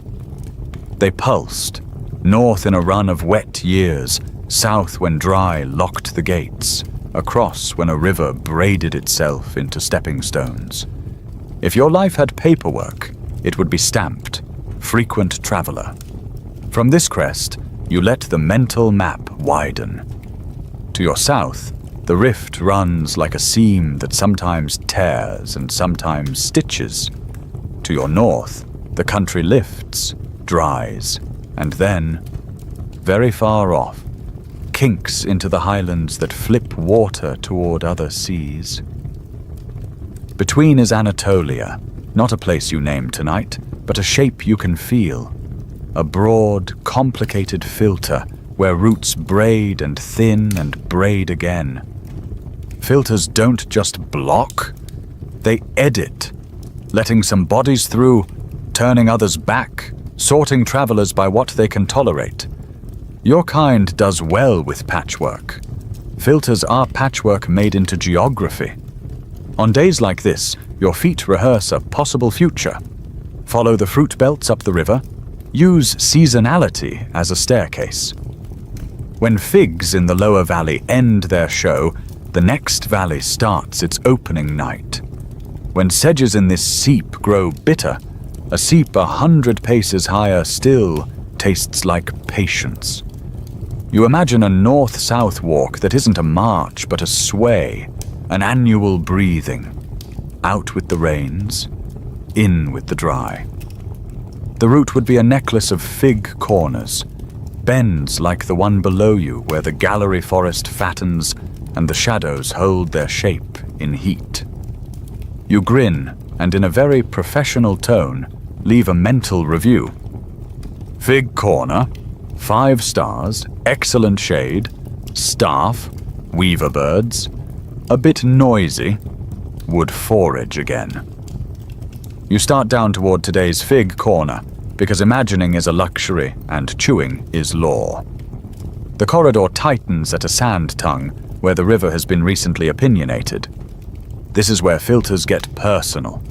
You must squeeze past the tongue without becoming a crocodile's footnote, duck the thorn that hates everyone equally, and time the crossing with a wind that treats you like a rumor instead of a promise. The walk becomes a test you know by heart. Past the sand, the shade swallows you, and the fig you were hoping for presents itself like a patient teacher. The choreography returns. Outer twigs belong to the acrobat, mid-story to the bruiser, the trunk gloom to the jaw grinder. You take the wen slice again, slipping in while the sun repositions the others. But today, as you settle, a different face watches you from the next bough. A profile with cheekbones that turn shadows into statements, a jawline that argues for hard things, eyes set in a mask that makes you feel both seen and categorized. You've met its cousins in rumor, Anatolian apes, hills and river creatures whose bones will someday make scientists put down their coffee. Some features will look close to your line. Some will turn out to be convergences. Tricks bodies do when landscapes ask the same questions in different languages. For now, it is simply another citizen of the fig, claiming a height band you don't need right this minute. You nod in the way of neighbors who share a lobby, and pretend you're not counting the fruit. Later, strangers will stack entire careers on what you just glanced at in passing. They'll sift faunal assemblages, the company that ape kept, pigs with particular teeth, antelope with particular horn cores, rodents who travel with climate as luggage, and draw corridor timing from who shows up where. They'll measure sand and silt and note which layers were laid while the sky's magnet flipped. Magnetostratigraphy as a slow metronome, and tie those flips to a calendar. The story will be patient and long, like the river, and it will say, "This window opened, that filter tightened, these travelers passed."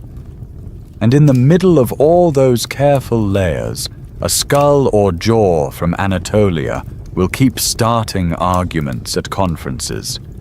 Paleontologists still argue whether the Anatolian fossils indicate direct hominin ancestry or a side branch. Your version of the sentence is simpler. Family or look-alike. You don't need tonight's answer. What you need is the friendly reality beneath the debate. Bodies like yours have been testing roots and tolerances for a long time, and some of those tests ran through the north. You're smelling now. You move along the crown and let your fingers memorize a sequence of ripeness across 4 branches, the way you memorize stepping stones across a creek. The acrobats own the sunlit edge, as always. The bruiser drapes himself where the weight makes sense. The jaw grinder works a cluster you'd call disappointing, and he'd call lunch. You sketch a small when lane between them and take it. No fights, no speeches. Partitioning keeps the peace better than charisma. Under your feet, the branch sways. Under the branch, the river wrinkles. Under the river, Histories you will never read compile themselves one grain at a time.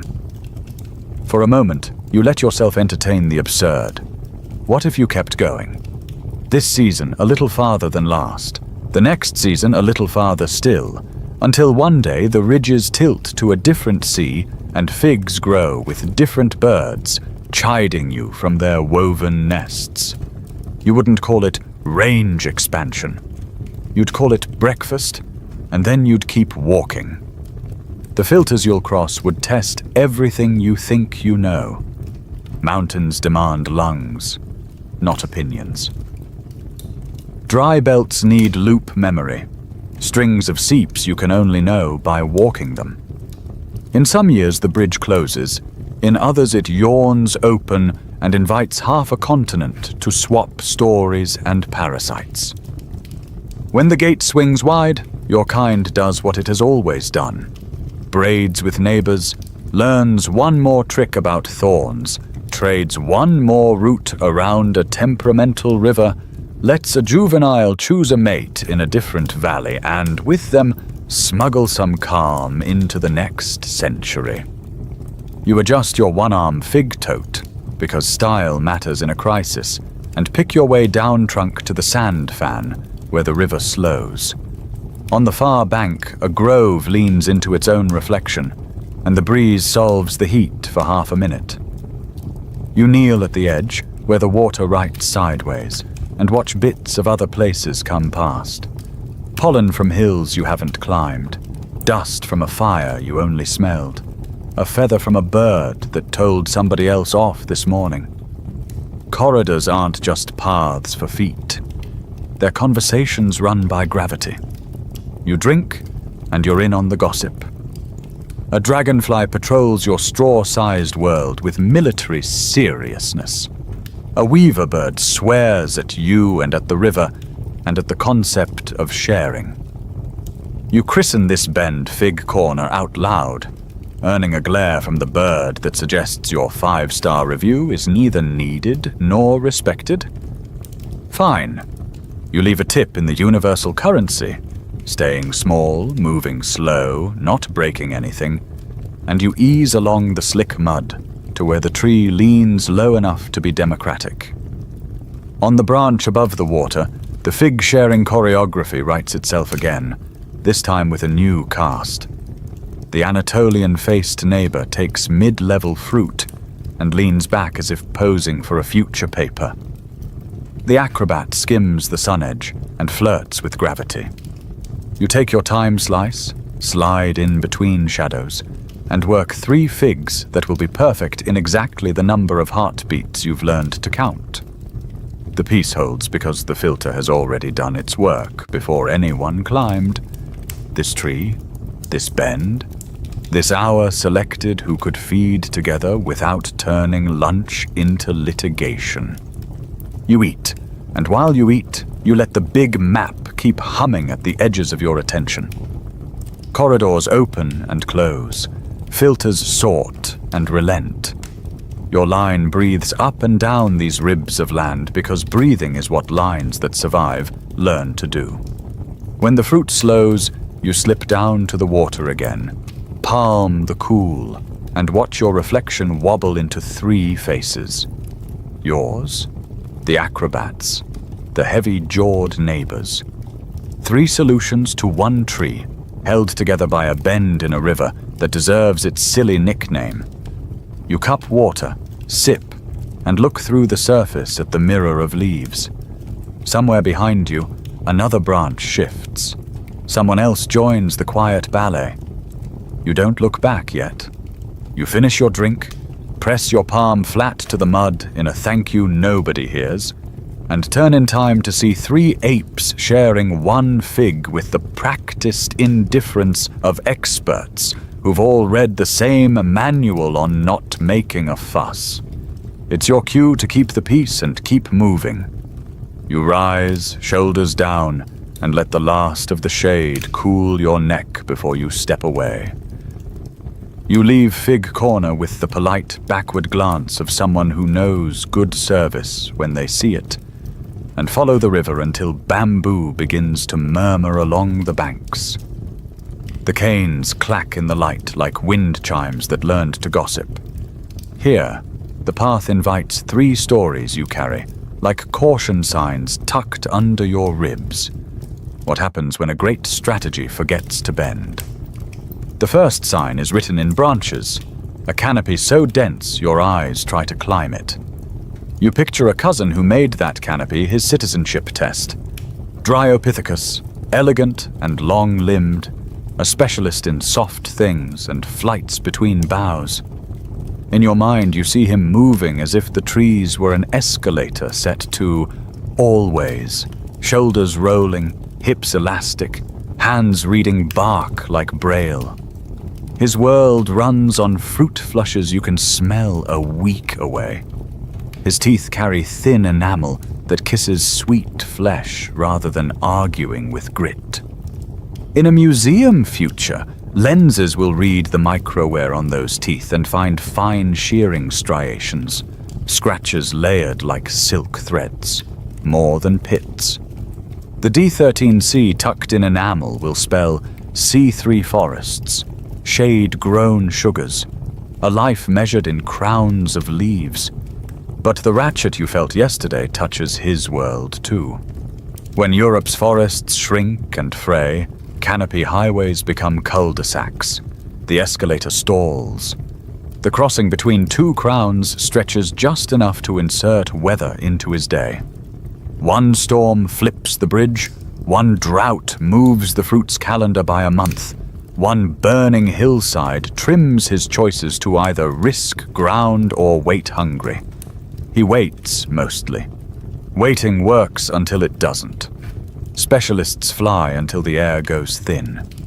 You step softly under a gap where the branches no longer meet, and the absence tells his story, clearer than bones. The river crooks east, the ground lifts, and the trees press closer in the way of woodlands that owe their shade to slope and stubbornness. On a horizontal branch, 2 body lengths above your head, you see a different silhouette. A broad face, high cheekbones, a jaw that looks like it keeps promises.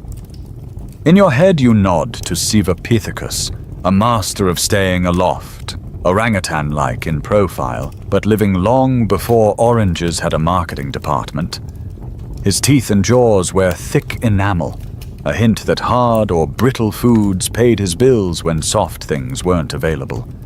His microwear toggles between pits and scratches as the season drags his menu back and forth. The chemical diary in his enamel spells C32, eth13th, that says woods and rivers and the fruits that choose to grow where roots can drink. He's not wrong to stay in trees. He's wrong to be only in trees. As the late Miocene seasonality tightens and open patches thread between woodlands, the safest routes sometimes drop to the ground. Hardpan corridors, burned tongues, shallow water aisles you've learned to walk without drama. Pithecus is built to be a canopy loyalist. The ground charges extra for loyalty. One day it charges more than a lineage can pay. You slip a palm along bark polished by hands that practiced the same moves for 1,000,000 afternoons, and you feel a tenderness that has nothing to do with nostalgia and everything to do with physics. Then the bamboo begins to speak in full sentences, and you think of the 3rd sign. A cousin so successful the forest had to invent new ways to say, enough. Gigantopithecus, the bamboo billionaire, rich in a niche until the market crashes. Picture a body big enough to make shade for itself, jaws broad and deep, molars like millstones, enamel thick as a plan. The microwear on those molars looks like a gravel storm, pitting and heavy textures from fibers and grit. Enamel chemistry whispers C3, D13C, that points to forest foods, bamboo, fruits, other understory staples. It is a diet rich in certainty, as long as the forest keeps the lights on and the monsoon keeps its appointments. But forests narrow, rains wobble, bamboo mast years miss their cue. Big bodies need big, dependable calendars. In bad months you solve a gap with sleepy potatoes, termite popcorn, shallow water snails, a little marrow if a hyena's accounting allows it. He solves it by doubling down on bulk. More of the same, faster, farther, until the route between stands stretches through risk too wide and the energy math shouts no. Size is security until size is a trap. You step into the shade of a bamboo clump and listen to stems knock together like old coins in an empty jar. You keep walking and count what these cousins got right. Precision, grace, the power of an answer so good it simplifies a day. If the Miocene had stayed one note, they would have sung it forever. But the song changes key. Mainstream fact, as habitats shifted, drying, cooling, fragmenting, several Miocene apes went extinct. The river kept moving. The trees kept renegotiating. The corridors and filters kept changing the price of being you. The line you carry in your chest survived not because it was better at any single verse, but because it could change verses mid-song without sulking. Evidence for their falls is as patient as evidence for your route. Dryopithecus leaves brachiation written into shoulder blades and a taste for soft things etched on tooth faces. Sivapithecus leaves a face that argues one family affinity and a tooth record that argues for chewing toughness on hard days. Gigantopithecus leaves bites sized like ideas and a chemistry that plants him under forest canopies that shrink like a sweater washed hot. The details are inked by labs, microwear maps and enamel isotopes, but the undertext is just the landscape clearing its throat. Adapt with me. If the story needed a courtroom, it would never adjourn. Scholars still argue whether dietary specialization, body size, or geography doomed each lineage most. You, sitting in bamboo shade with ash mud freckles and a fig tote slung like a joke you refuse to retire, suspect the verdict is all of the above in different mixes. Specialization concentrates risk. Bulk raises the minimum you must earn. Geography decides how fast you can outrun a bad month. The bundle sinks ships. In your quieter grammar, don't marry a calendar. Date several. You inventory your own day for proof of concept. When figs fail, you have sleepy potatoes. When the wind smiles, you have termites. When the river sighs shallow, you have snails. When drift is generous and luck kinder, you have a stone and a quick pry at marrow. You are a generalist, not by ideology, but because mosaics reward flexibility and filters punish faith more than curiosity. The cough code, the watch ring, the habit of scouting ash for future green, each keeps you just a little ahead of the moment the ground snatches the plate from under dinner. Still, it's not victory laps. Flexibility needs roots, and roots need time to learn. You walk the same seams until your feet know them by temperature. You practice the distance-capable gait until it costs less. You listen to elders translate smoke into a schedule. If your loop shrank to one food, one tree, 1 hour, you'd be majestic until Tuesday. After that, hungry. You stroke a bamboo culm with the back of your fingers, a silly gesture of respect, and move on, because respect without motion becomes a statue. The path leaves the clump and slides along a slope where the soil is a paler brown, a place that remembers fire and answers it with tender green. A small piglet noses sprouts that won't belong to you, and you nod, because what belongs to you is the pattern, not the plant. Out on the flats, a dust devil twirls, all theatre. No rain. The day tastes like the inside of a clay pot, cool at the edges, warm at the rim. You flex your toes inside mud you didn't ask to wear, and feel the bundle again. Posture that pays, hands that carry, friends that scan. A pantry that refuses to pick favorites. If you were writing a memo to your future self, one more post-it under the eyelid, it would say, "Don't be the last to the water. Don't be the only thing you eat. Don't be alone when you plan. Don't brag to the sun." It would add in smaller letters, "Specialize lightly." You tuck the memo where the cough code lives and watch the light change on the trunks. A weaver bird tells you, loudly and at length, that you are walking wrong. You thank it for the feedback and adjust nothing. The breeze through bamboo returns, cooler now, and your shoulders lower in that involuntary way that says, home even when you're miles from where you slept. Somewhere not visible, other apes will do their expert things and meet the day's bill in their languages. Some will keep doing it for a very long time. Some won't. You are not a judge. You are a pedestrian with good habits. At the next turn, the river shows its broad back, and a burned, hard-pan tongue reaches toward it like a handshake. You take the tongue, because it's offering, and you time the crossing as the shadows shorten and the cats write their noon poem somewhere else. On the far bank, a strip of gallery forest threads into view again, the same stitch the day uses to hold itself together. You step into shade that smells of sap and cooling bark, and think, one more time, of the cousins whose names you won't speak, but whose lessons you won't forget. Shade closes over you again as the gallery forest threads forward, but the way you move inside it has changed. Ground doesn't feel like a detour anymore. It feels like a loop you keep on purpose.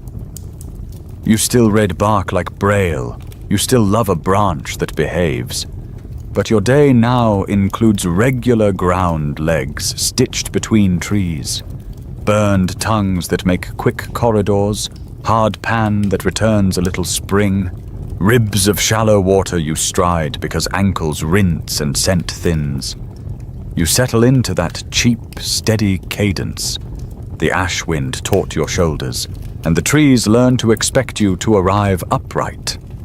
In the mirror of a slow pool, your body answers back with small hints that add up.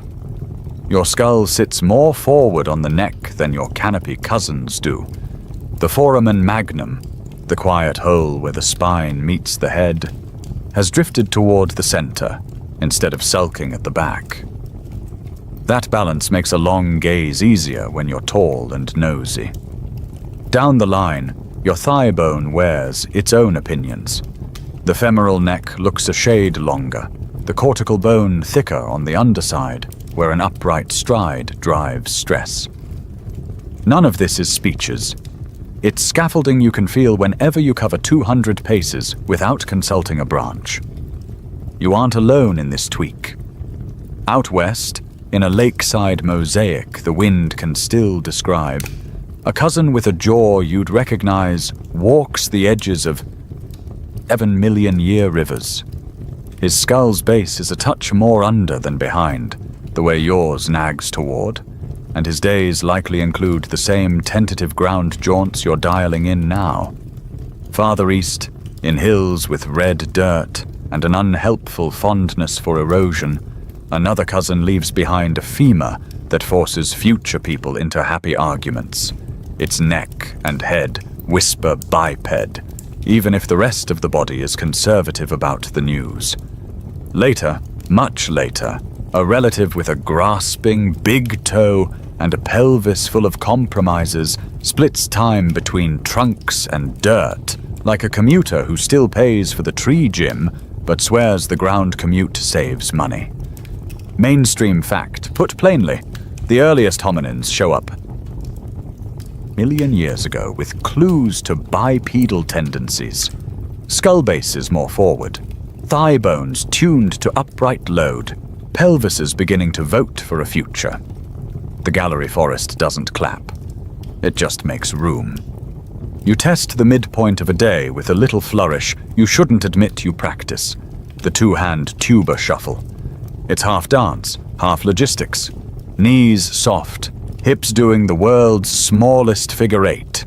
Hands occupied with a mud-slick corm and a fruiting twig while you keep pace without stabbing your toes. It looks ridiculous. It works. Your friends heckle, then copy it, then pretend they invented it, which is how most good ideas travel. Quirky, yes, but also an index card for your growing balance. Upright work while moving. Your posture has consequences you don't have to believe in for them to pay. Heat slips off your back without charging interest. Eyes clear the grass a heartbeat sooner. The one-arm fig tote becomes an honest habit instead of a bit. Throwing feels less like an act and more like a setting your body comes with. The distance-capable gait you rented by the minute now comes with a small discount for bulk buys. At day's end, you stand in shade with a different tired, less flame in the shoulders, more hum in the legs, and your lungs announce they could go again if figs negotiate. Evidence for this mosaic walker/climber life doesn't need your commentary, but if you were the sort to narrate your bones, you'd say, heads sit square on necks that like tall. Femurs carry patterns of compressive force under the neck that belong to feet that push off. Ankles tolerate a roll that makes dirt cheaper. Hands retain the kind of strength that knows what bark and vines demand. The body is a committee that rarely votes unanimous. It doesn't have to. It just has to deliver a bundle that gets you home. In the canopy, you still earn your keep. Arms sling, fingers search. The old choreography keeps you honest. On the ground, the choreography widens. You link shade islands with a confidence that makes predators rethink poetry. You pace hard pan until the rhythm writes itself into your hips. You learn which burned swales are ready to carry you and which will swallow your ankle whole. You plan fig raids you couldn't have managed from a life measured only in meters up. This is compromise by design, not apology. Your pelvis is still a diplomat. Ears to the trees, eyes on the road. Your spine still enjoys a good arch when a branch suggests it. Your foot still remembers the pleasure of grasp when it tests a slanted log. It also appreciates that a flat roll across plates doesn't punish your calves like it used to. You're not ditching yesterday. You're adding tomorrow and tasting the math of it in your breath. Researchers still argue whether these fossils reflect habitual bipedality or situational uprightness. The sentence will be printed on paper smoother than any leaf in your gallery. Tonight, your version is more practical. How long can you stay tall before the trees ask for you? And how often does staying tall pay more than it costs? Habit grows from those answers, not from votes in a room you'll never walk into. If the ground keeps giving you cheap corridors, and the heat keeps paying you back for not pretending to be a bush, the habit will right itself. The social fabric edits to fit this new cut. Alloparents shift babies hip to hip without demanding the nearest branch do all the work. Your cough code travels farther because your chest is higher when you send it. Night Vigil arranges the ring with more bodies comfortable standing, while two sit, cheap redundancy that buys seconds during a bad surprise. Teaching adjusts too. A juvenile does the two-hand tuba shuffle with your hands over their hands, feet planted, knees forgiving. The laugh you both share when mud wins is a lesson. Every skill starts awkward, then earns grace. Your pantry supports the posture, and the posture supports the pantry, a feedback loop you can taste. Sleepy potatoes carry nice in a crook of arm. Termite popcorn scoops cleaner when you don't have to three-point brace. Marrow raids get safer when the first look-over brush can happen taller and quieter. When the river drops low enough to suggest snails, a single upright scan tells you whether the motivated log is at customer service today. Distance stops being only a hazard. It starts being a tool you can put between you and a mood with teeth. By late light, when the forest rehearses being night, you find yourself doing something that would have felt like showing off a season ago. You walk 100 paces just because the path calls, rather than because a branch denies you. You stand to listen to the wind, rather than crouch to disappear in it. You carry something you could have cached simply to see whether the long loop pays. It does, often enough to keep trying. Nothing about this is a sudden throne. Cats still think they have rights. Crocodiles still run customer service with a smile. Gravity still bills you for mistakes. But on the ledger the day keeps, the credits are starting to line up. Posture that saves heat, legs that save watts, hands that carry and throw, eyes that buy distance, teeth that tolerate fallbacks without filing complaints. The bundle of it feels less like flair and more like scaffolding. You crouch to test the last fig at elbow height, come up with it, and share it with the juvenile who nailed the tuba shuffle without breaking both ankles. They wear a smear of ash like war paint, and a grin like a promotion. You invent a ceremony on the spot, 2 soft clacks of stone, a solemn nod, and they return it with the gravity of a king, then ruin the gravitas by tripping over their own leaf cup. The Department of Awkward Prototypes is hiring, applications accepted in mud. Somewhere downstream, a nightbird says the first vowel of darkness. You pivot toward camp with the easy arrogance of someone who can choose between branch and dirt for the last leg, and doesn't need to make a speech about it. Tomorrow will make you prove it again, as always. But tonight, under trees that no longer define the only way you move, you feel the threads in your body that won't snap. Trunk and ground, carry and climb. Look far and listen close. On the way, you finger a branch the size of your wrist and feel a curiosity your hands don't have words for yet. Wood isn't just shade. It's leverage, container, extension. You turn the thought once, twice, then lay the branch back where you found it, not ready to make a scene. The idea walks with you into the dim, where a quieter kind of technology, teaching, imitation, memory, waits for morning. Morning finds you fingering that wrist-thick branch again, not for shade this time, but for leverage. You test the flex, springy but honest, trim a nub with your thumbnail, and work the tip into the seam of damp clay where sleepy potatoes hide. It's not a spear, it's a digging stick, and it turns hands into longer hands. When the stick bites, the earth sighs and gives up a corm with fewer arguments.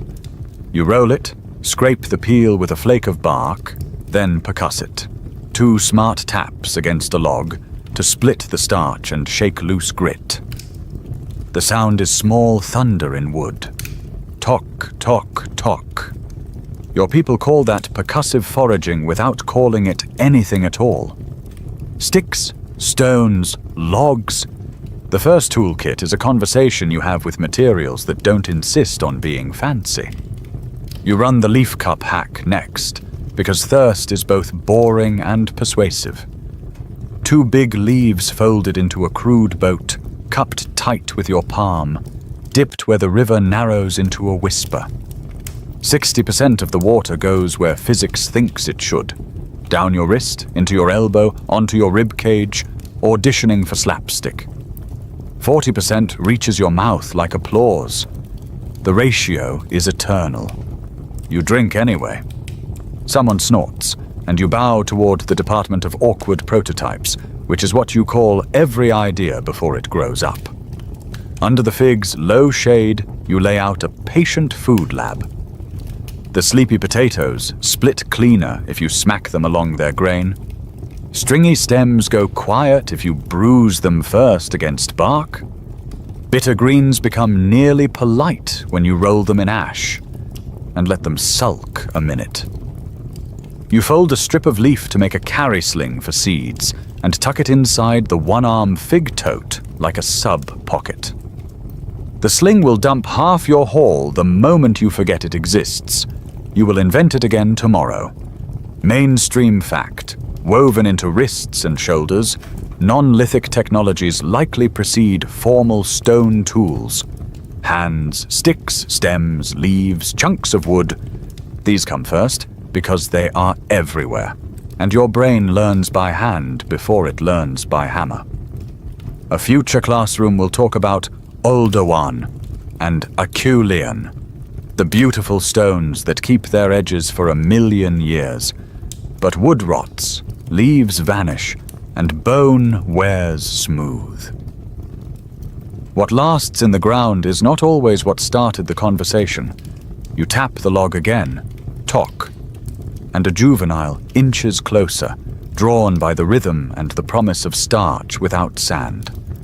Teaching happens without a blackboard. You put the stick in smaller hands, set their fingers where yours found purchase, and guide the push so the tip slides under the corm instead of spearing it into confetti. When they pull too soon, the earth laughs and keeps its prize. When they learn to lever, the corm lifts like a secret revealed. You let them claim the victory and keep your mouth busy with a fig so you don't narrate their success into shyness. A second juvenile imitates from the other side, copying the grip, then the angle, then the rhythm, the way birds learn wind by watching older wings. Imitation is your survival software. It patches bugs, thorn, toxin, timing, faster than any individual could.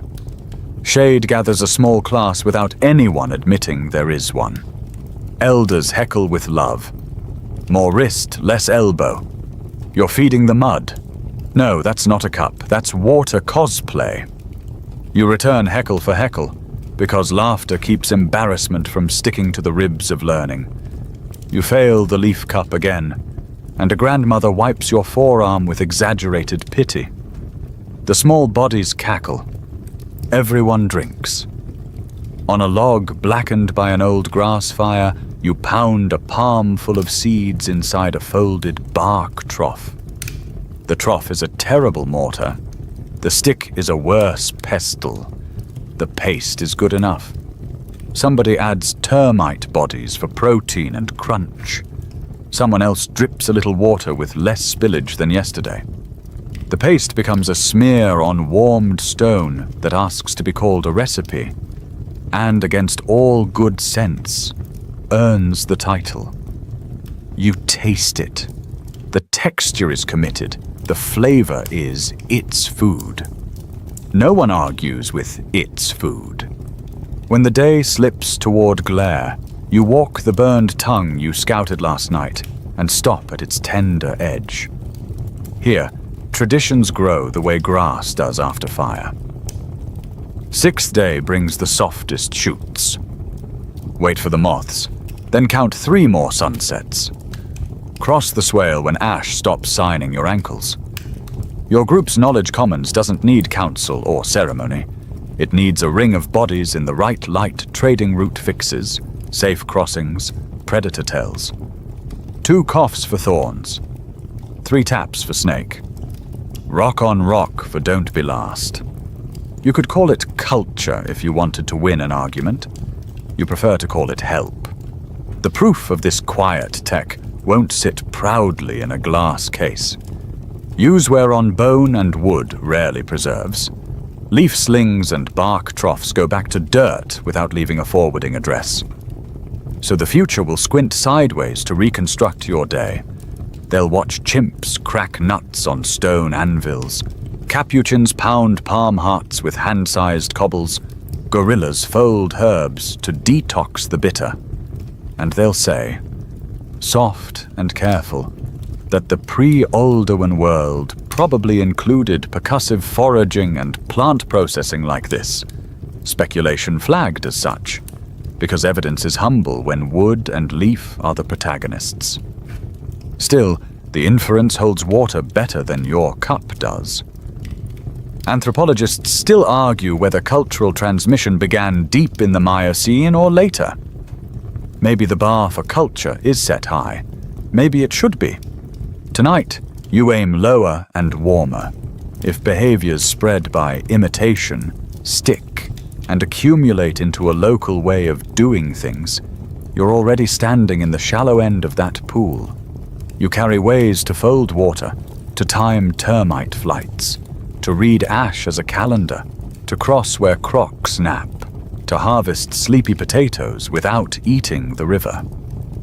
Those ways travel from hand to hand faster than bones can change shape. That feels like early culture wearing wood smoke and mud. Under a spreading crown, you keep the teaching going without calling it that. You show a juvenile the bad tuber that winks almond on the tongue, and how to shave, soak, and warm sift it until the whisper of panic fades. You offer your wrist to feel the purr of a termite mound waking up before the sky performs its star trick. If the mound vibrates like a drum, hold your bowl hands ready, then scoop the popcorn as it finds air. You place their palm on ash and ask what the temperature says about wind, about which gossip trail to test after lunch, about which fig line will ripen next week if the moths keep showing up drunk and off schedule. Between lessons, you sneak a little percussion on an old, hollow log because rhythm is a teacher too. The juveniles mirror your goofy beat, then improve it, then make it theirs, then pretend they never learned it from you. Same with the two-hand tuba shuffle. Your ridiculous gait becomes their normal one by afternoon. When an elder strolls past and makes fun of everyone equally, you know the technique has joined the commons. It no longer needs its inventor's name. You glance at your stone, the one that pried marrow yesterday, and consider whether to keep it. You do, and you don't. Stones in this story are borrowed, not appointed. You turn it in your palm, note the face that likes bone and the edge that likes bark, then drop it near the log where someone else will find it when a recipe demands it. Tools at this hour are more like roles than possessions. Little systems sprout around these habits. A cache of decent sticks leans under a root where water doesn't mop the ground clean. A pile of half-good bark troughs lives behind the resting tree like a cupboard you would be embarrassed to show company. A favorite anvil log becomes part of the day's map, with a ring worn by 100 small smacks. None of this asks for ceremony. All of it reduces friction, so tomorrow's work costs less. The sun lowers from accusation to opinion, and dusk settles on the river like a hand smoothing wrinkled cloth. You tidy the lab with the efficiency of someone who has had things stolen by monkeys and the wind. The leaf sling returns to leafness. The digging stick goes back to the root cache. The bark trough gets a eulogy. Thank you for your service, you were mostly a spill, and retires to the wrong side of useful. The ring of bodies reforms without being told, the way water finds itself at the bend. As night breathes in, the air shifts. Cool edge on your nape, smoke from afar burn thinning into suggestion. You roll the day's tricks in your head and understand again that variability is the real teacher. Some nights the termite drums wake early. Some mornings the ash keeps heat longer than math suggests.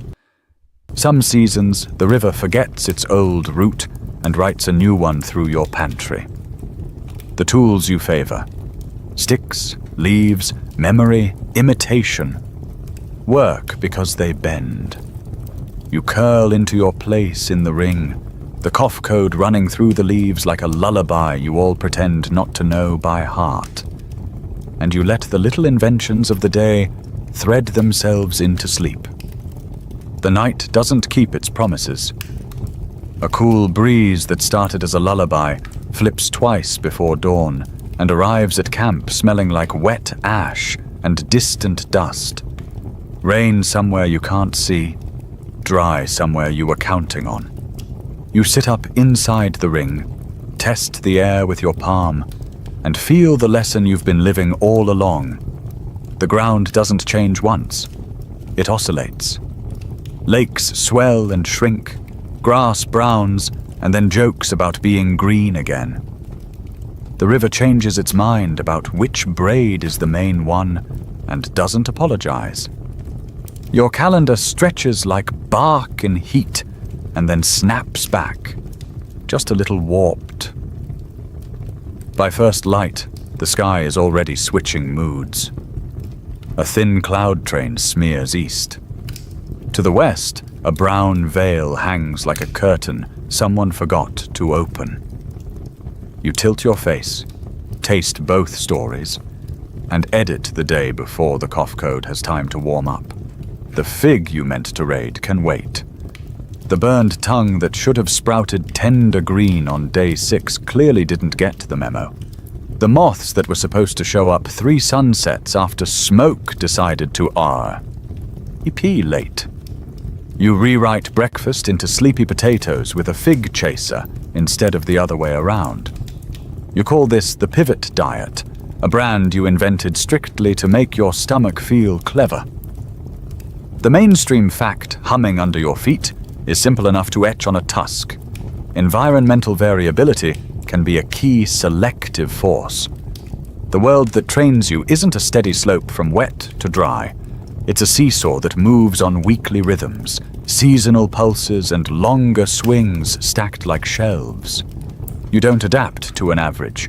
You adapt to whiplash. And in a story like that, the traits that pay are the ones that let you switch. Routes, foods, schedules, even company, without falling apart.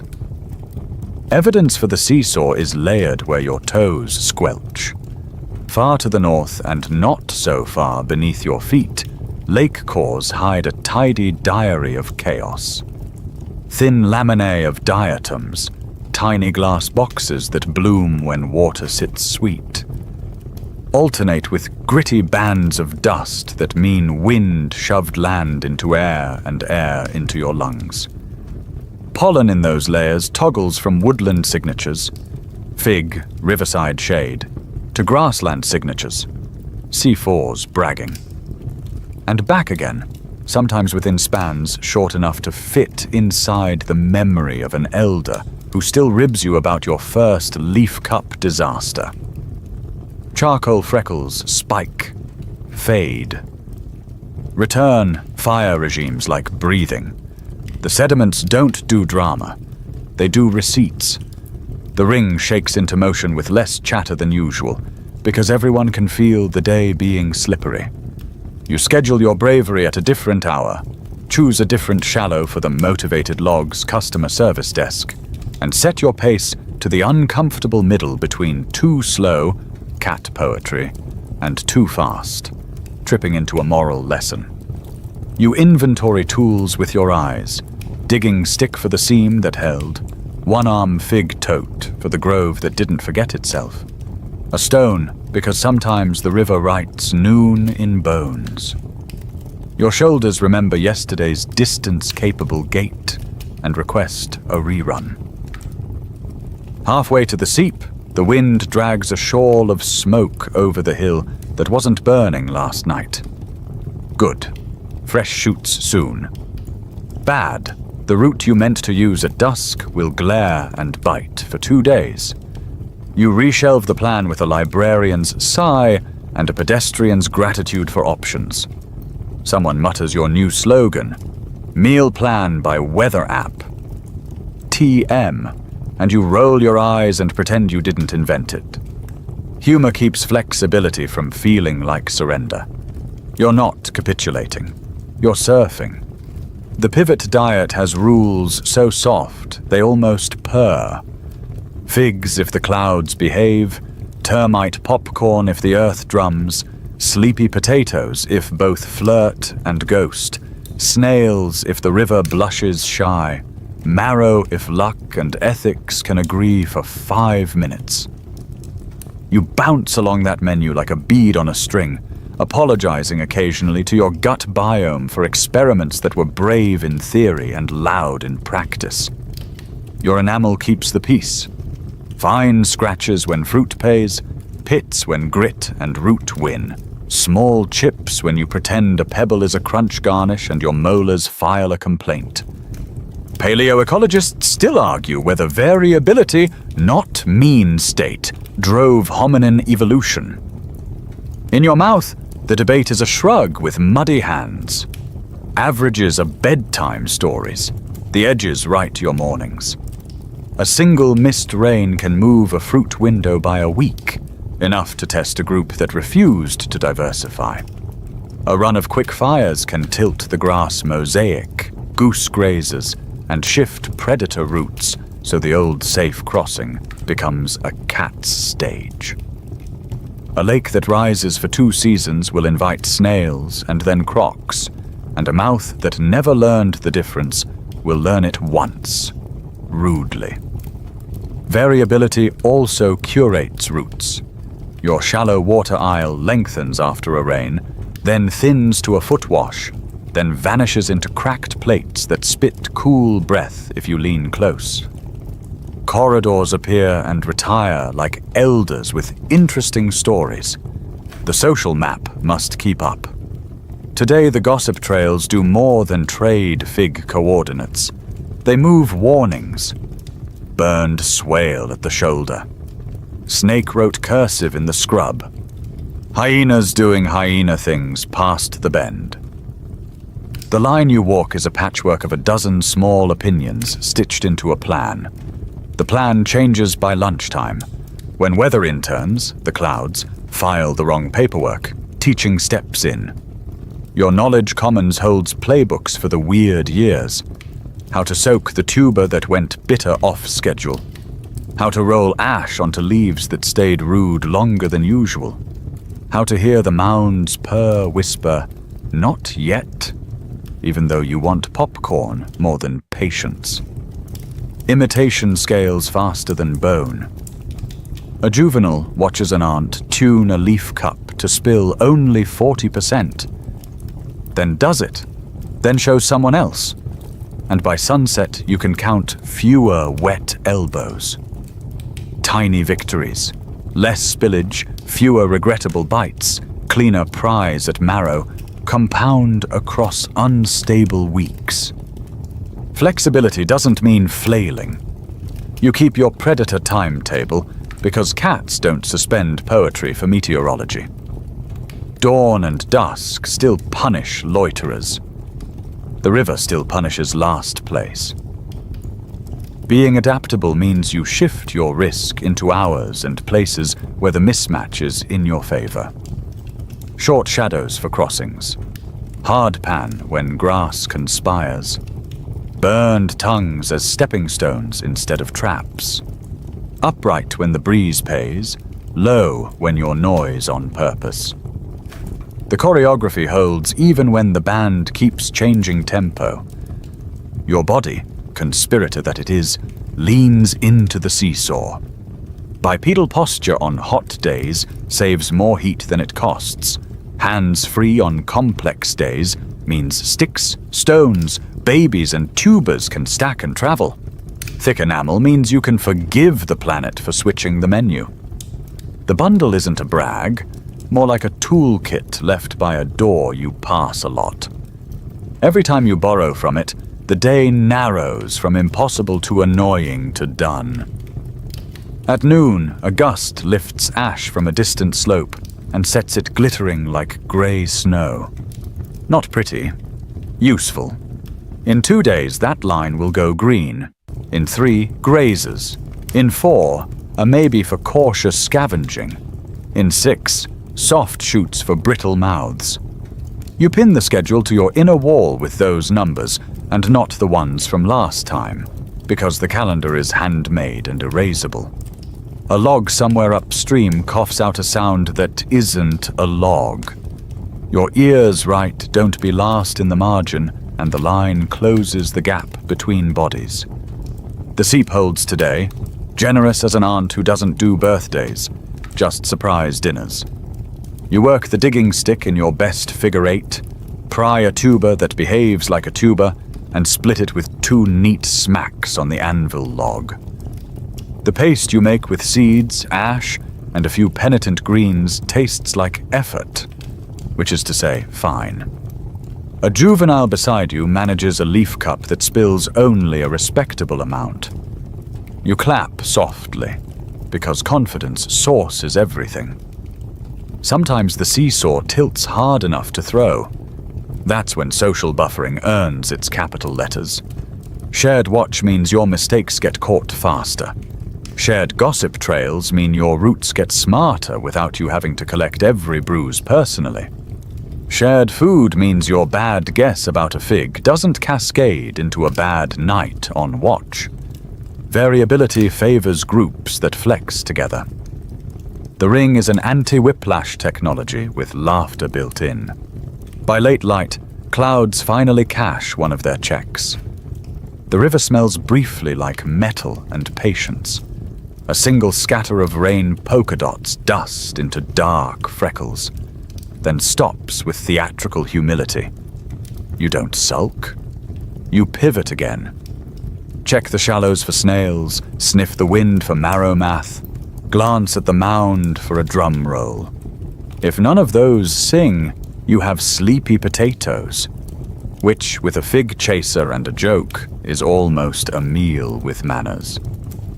On your way back toward the ring, you walk a ridge that wasn't in yesterday's script and watch shadows stretch in a new direction.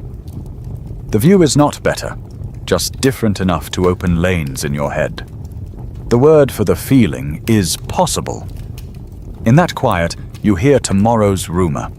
Farther valleys, longer loops, home ranges that breathe with the weather instead of being strangled by it. You're not there yet. You don't have to be.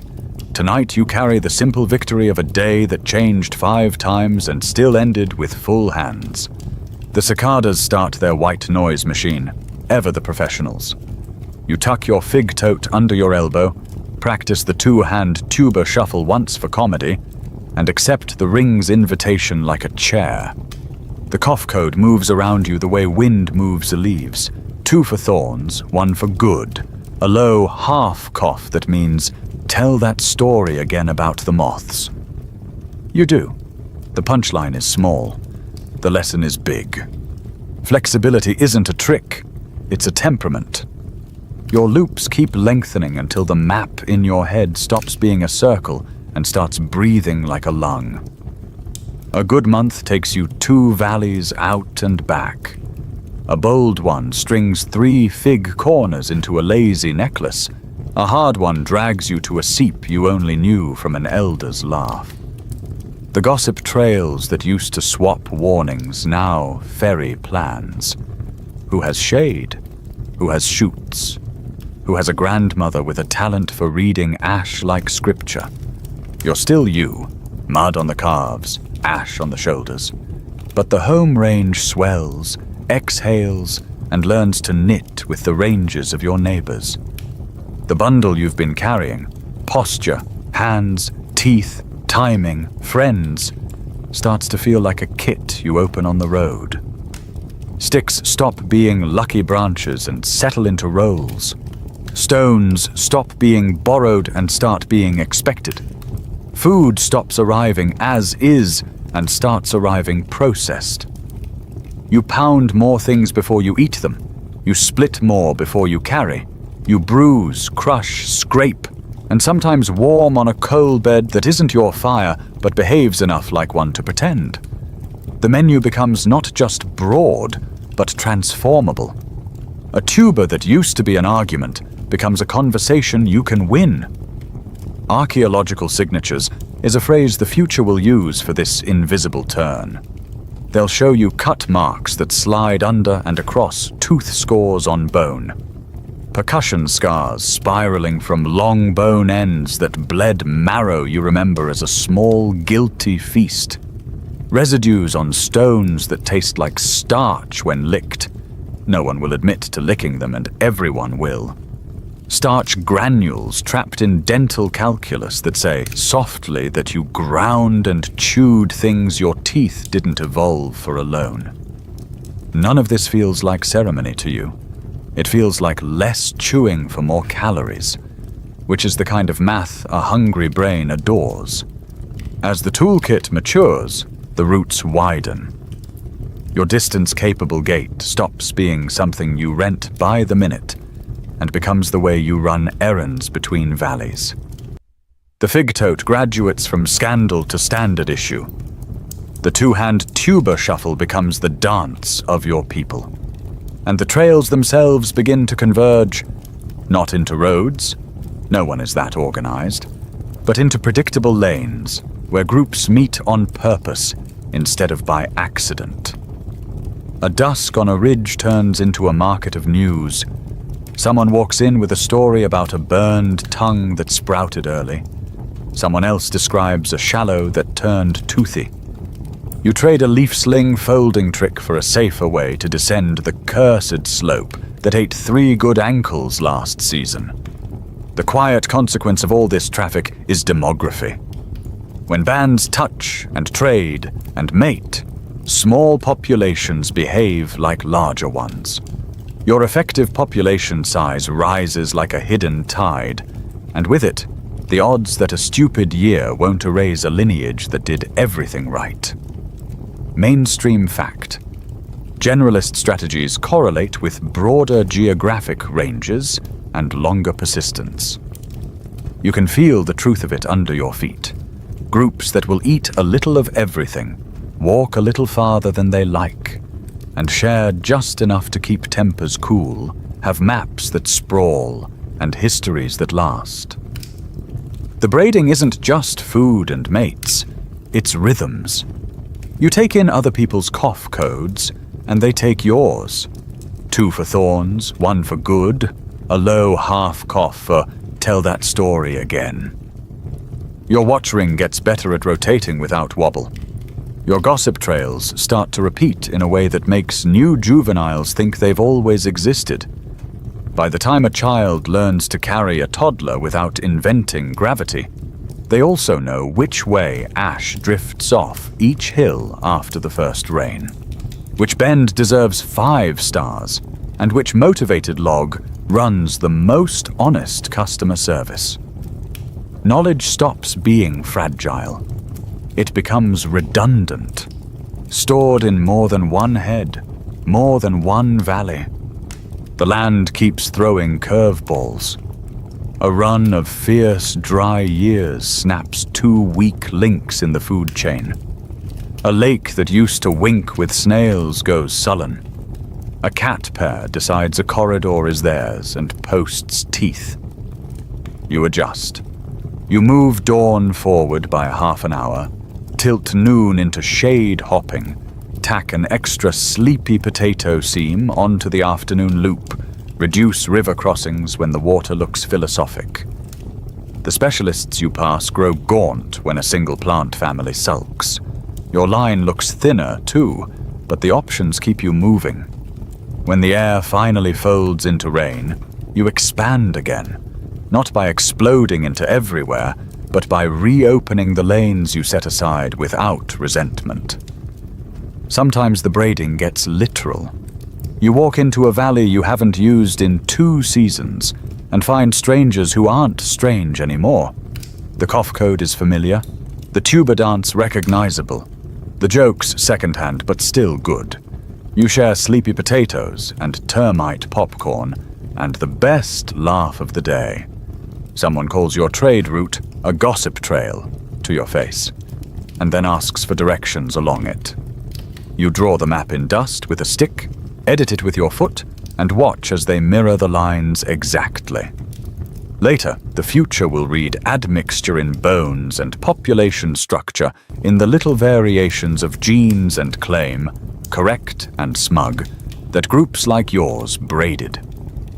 Today, all you feel is the relief of more cousins and the permission to be less unlucky. A big corridor becomes two smaller ones. A filter that used to be a wall turns into a sieve you can time. On years when the gates swing wide, your people sway farther, leaving Fig Corner reviews like saints of shade. On years when dust and worry pinch the earth, you contract without cracking. The landscape asks over and over, who can bend without breaking? You keep answering, not with slogans, but with roots and recipes and relationships that absorb the shock and hold. Archaeologists still argue whether demography or culture was the prime mover in Homo's expansions. In your throat, the debate unrolls as a story about how many bodies could share a risk and how fast a good idea could cross a river. Maybe the numbers led and the ideas followed. Maybe the ideas opened the lanes and the numbers surged after. It feels like a braid to you. Threads trading who sits on top every few inches, locked so tight that pulling one is the same as pulling all. As you stretch your loops, the food processing habit changes what counts as possible. Seeds that once slid off your list can be kept, crushed, pasted, and pre-digested into something your stomach stops arguing with. Tuber slices that used to scrape your teeth can be pounded, dried, and re-wet on the road. You carry half-made meals, little stacks of calories that don't ask to be eaten now. That decouples you from the tyranny of the next fig, and that, in turn, lets you walk farther without entering the panic part of hunger where cats get lucky. You also get a little better at reading people. A band that walks into your fig stand quiet and tall with elbows out is not advertising hunger so much as capacity. They could eat and leave without trouble. Another that stumbles in brittle and low might need food enough to forget manners. You plan accordingly, keeping the ring permeable but assigning bigger eyes to the watch. Culture feels like the choreography that keeps lunch from becoming litigation. It is absurd that something so soft could be so strong. In the long zoom out, the future will love. Those soft strengths scale. Larger connected populations take the punches better. Information networks, your gossip trails writ big, move cures for bad years almost as fast as the bad years arrive. The details will get fancy. The shape of gene trees, the clines of traits, the way some alleles ride hitchhiker on others as bands split and join. You don't need the math to feel the calm that comes from being part of something wider than your day loop. There are costs. Meetings with neighbors bring parasites that thought they were local. Crowded fig corners need manners, or they become a problem with teeth. Longer ranges mean more places to make a mistake. But the balance sheet stays black because flexibility compounds. Each improvement in food processing makes the next range test cheaper. Each new corridor learned makes the next drought less existential. Each adoption of a leaf fold or tuber trick makes a later invention likelier. The toolkit doesn't just grow, it teaches itself to grow. Evening finds you on a ridge again. The day's loop, a wide oval that would have scared you a season ago. Below, the river writes silver cursive. Beyond, two valleys wear green like a secret. Above, swifts carve their own gossip in the last light. Behind your teeth, the starch of a half-made meal is gentle. On your shoulder, ash has faded from camouflage to fashion. In your elbow, the fig tote rides like a badge you didn't ask for and now refuse to give back. You look out and see not one plan, but many. Arranged like doors you can open without apologizing to any single tree. The question that has been trailing you all day steps up beside you and watches the view. When the land lurches again, and it will, who stays? The specialists are beautiful in their hour. The generalists are available across hours. You feel the answer forming, not as a triumph, but as a practice. A thing done again and again until it looks like nature. You squeeze the fig tote's loop as if it were a hand, listen for the cough code drifting up from the gallery, and turn toward tomorrow's lanes. Dusk lifts its cool hand over the valley, and you feel the day unclench. The river unwinds its silver. The burned tongue you timed this morning goes from harsh to helpful. The gallery striped stitches shade back into the slopes. You pause where breeze meets skin, and you let the facts of your own body answer the old question without speeches. You have mosaics under your feet, beads of shade and water and stubborn green threaded into a loop you can walk. You have ground use you can rent whenever glare demands it. A posture that buys distance, wind and hands that carry. You have a fallback pantry that refuses to respect trends. Sleepy potatoes, termite popcorn, snails, a careful pry at marrow. And you have people, what's shared, jokes shared, maps shared. The gossip trails that make 10 bodies feel like 50. You line those 4 levers up like tools on a log and realize they have been your answer all day, every day. When figs sulk, the tubers don't. When corridors glare, you stand. When the river posts crocodiles at customer service, you read the wind and reschedule. When a corridor pinches, neighbors step into your ring, and the ring gets wider, not brittle. The paths to oblivion, over-specialization, isolation, narrow diet, rigid schedules, all came knocking. You just didn't open the door. A cicada test drives its evening white noise machine, and you smirk. 5 stars would fall asleep again. The ring forms with that casual competence you've grown used to. 2 up, 2 down, everybody tuned to the cough code. You re-slick a smear of ash mud sunscreen, more for ritual than for rays, shoulder the fig tote like a joke you now take seriously, and pass a palmful of sleepy potatoes around with the solemnity of a snack priest. Someone shakes a leaf like a fan over the termite mound, listening for a drum roll. If the air unlaces, the popcorn will rise on cue. You are not guessing your way through this. The landscape has receipts. Soil D13C and enamel chemistry tell the same story you tasted. C4 grasses push into the mosaic, and the carbon signal shifts. On seasons that went mean, your molars logged micro-wear pits over fine fruit scratches. The fallback months etched in enamel you carried, uncomplaining in your mouth. And the calm you feel when neighbors step in isn't poetry. It's population math. Corridors kept gene flow moving. Braided groups made your effective population size larger than your fireside head count, buffering the coin flips that erase small, isolated bands. The proof bundle is small, sturdy, and everywhere you look once you know how to read it. You glance up through the fig's lower crown and think of the cousins who took different bets. The canopy virtuosos who stared at a gap until a drought made it permanent. The bamboo billionaires whose calendar worked until the mast didn't.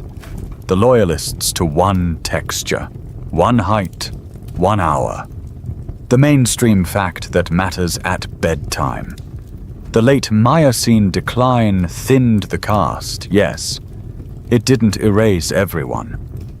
African lineages with mosaics to hide in, corridors to breathe through, and habits that bent instead of bragged persisted. You are one of those threads, unknotted, unheroic, continuous. It isn't elegant, this winning. It's practical. Stand when wind pays, crouch when brush wants it. Carry what the next hour will need. Share what the last hour taught.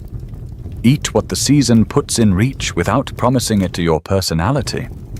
You look around the ring and count the ways the answer lives in bodies. The juvenile who finally masters the two-hand tuba shuffle and doesn't trip. The aunt who reads ash like a calendar.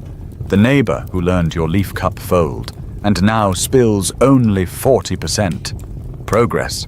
The friend who copies your stone-on-stone noise without panic and makes the leopard cancel poetry. None of this is loud. All of it is survivorship behaving like manners. Historians and scientists still argue whether any single factor mattered most, or if it was only the bundle. You tilt your head and side with the bundle. Mosaics gave you places.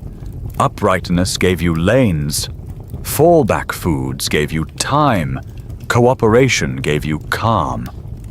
The parts aren't rivals. They're fingers on one hand that knows when to grip and when to let go.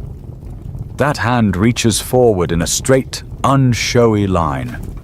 A little more ground, a little more processing, a little more range, a little more teaching, until those little mores add up to Homo, and later, to us. The cough code loops the ring, 2 soft notes for thorns, and you all shift without looking, a choreographed exhale. You feel the answer sit down beside you and take off its shoes. Why didn't you go extinct 10 million years ago? Because you refused to be only one thing in a world that keeps changing its mind. Because you turned landscapes into loops, postures into corridors, routes into dinners, neighbors into nets. Because when the climate ratchet clicked again, you clicked softer, quicker, together. Night comes on with a gentle hush. A dragonfly signs its name across the last light. The river smooths to a dark ribbon. The goodnight cicada chorus clears its throat and finds the key. You lay back into a patch of air that remembers your shape. Feel the ground return your weight with interest, and let the map in your head drift, but not dissolve. Tomorrow, same question. Tomorrow, same answer. Walk the bundle. Let the ring hold you now. The last warmth of the day lingers in the dust as if the ground were breathing out a slow, steady lullaby.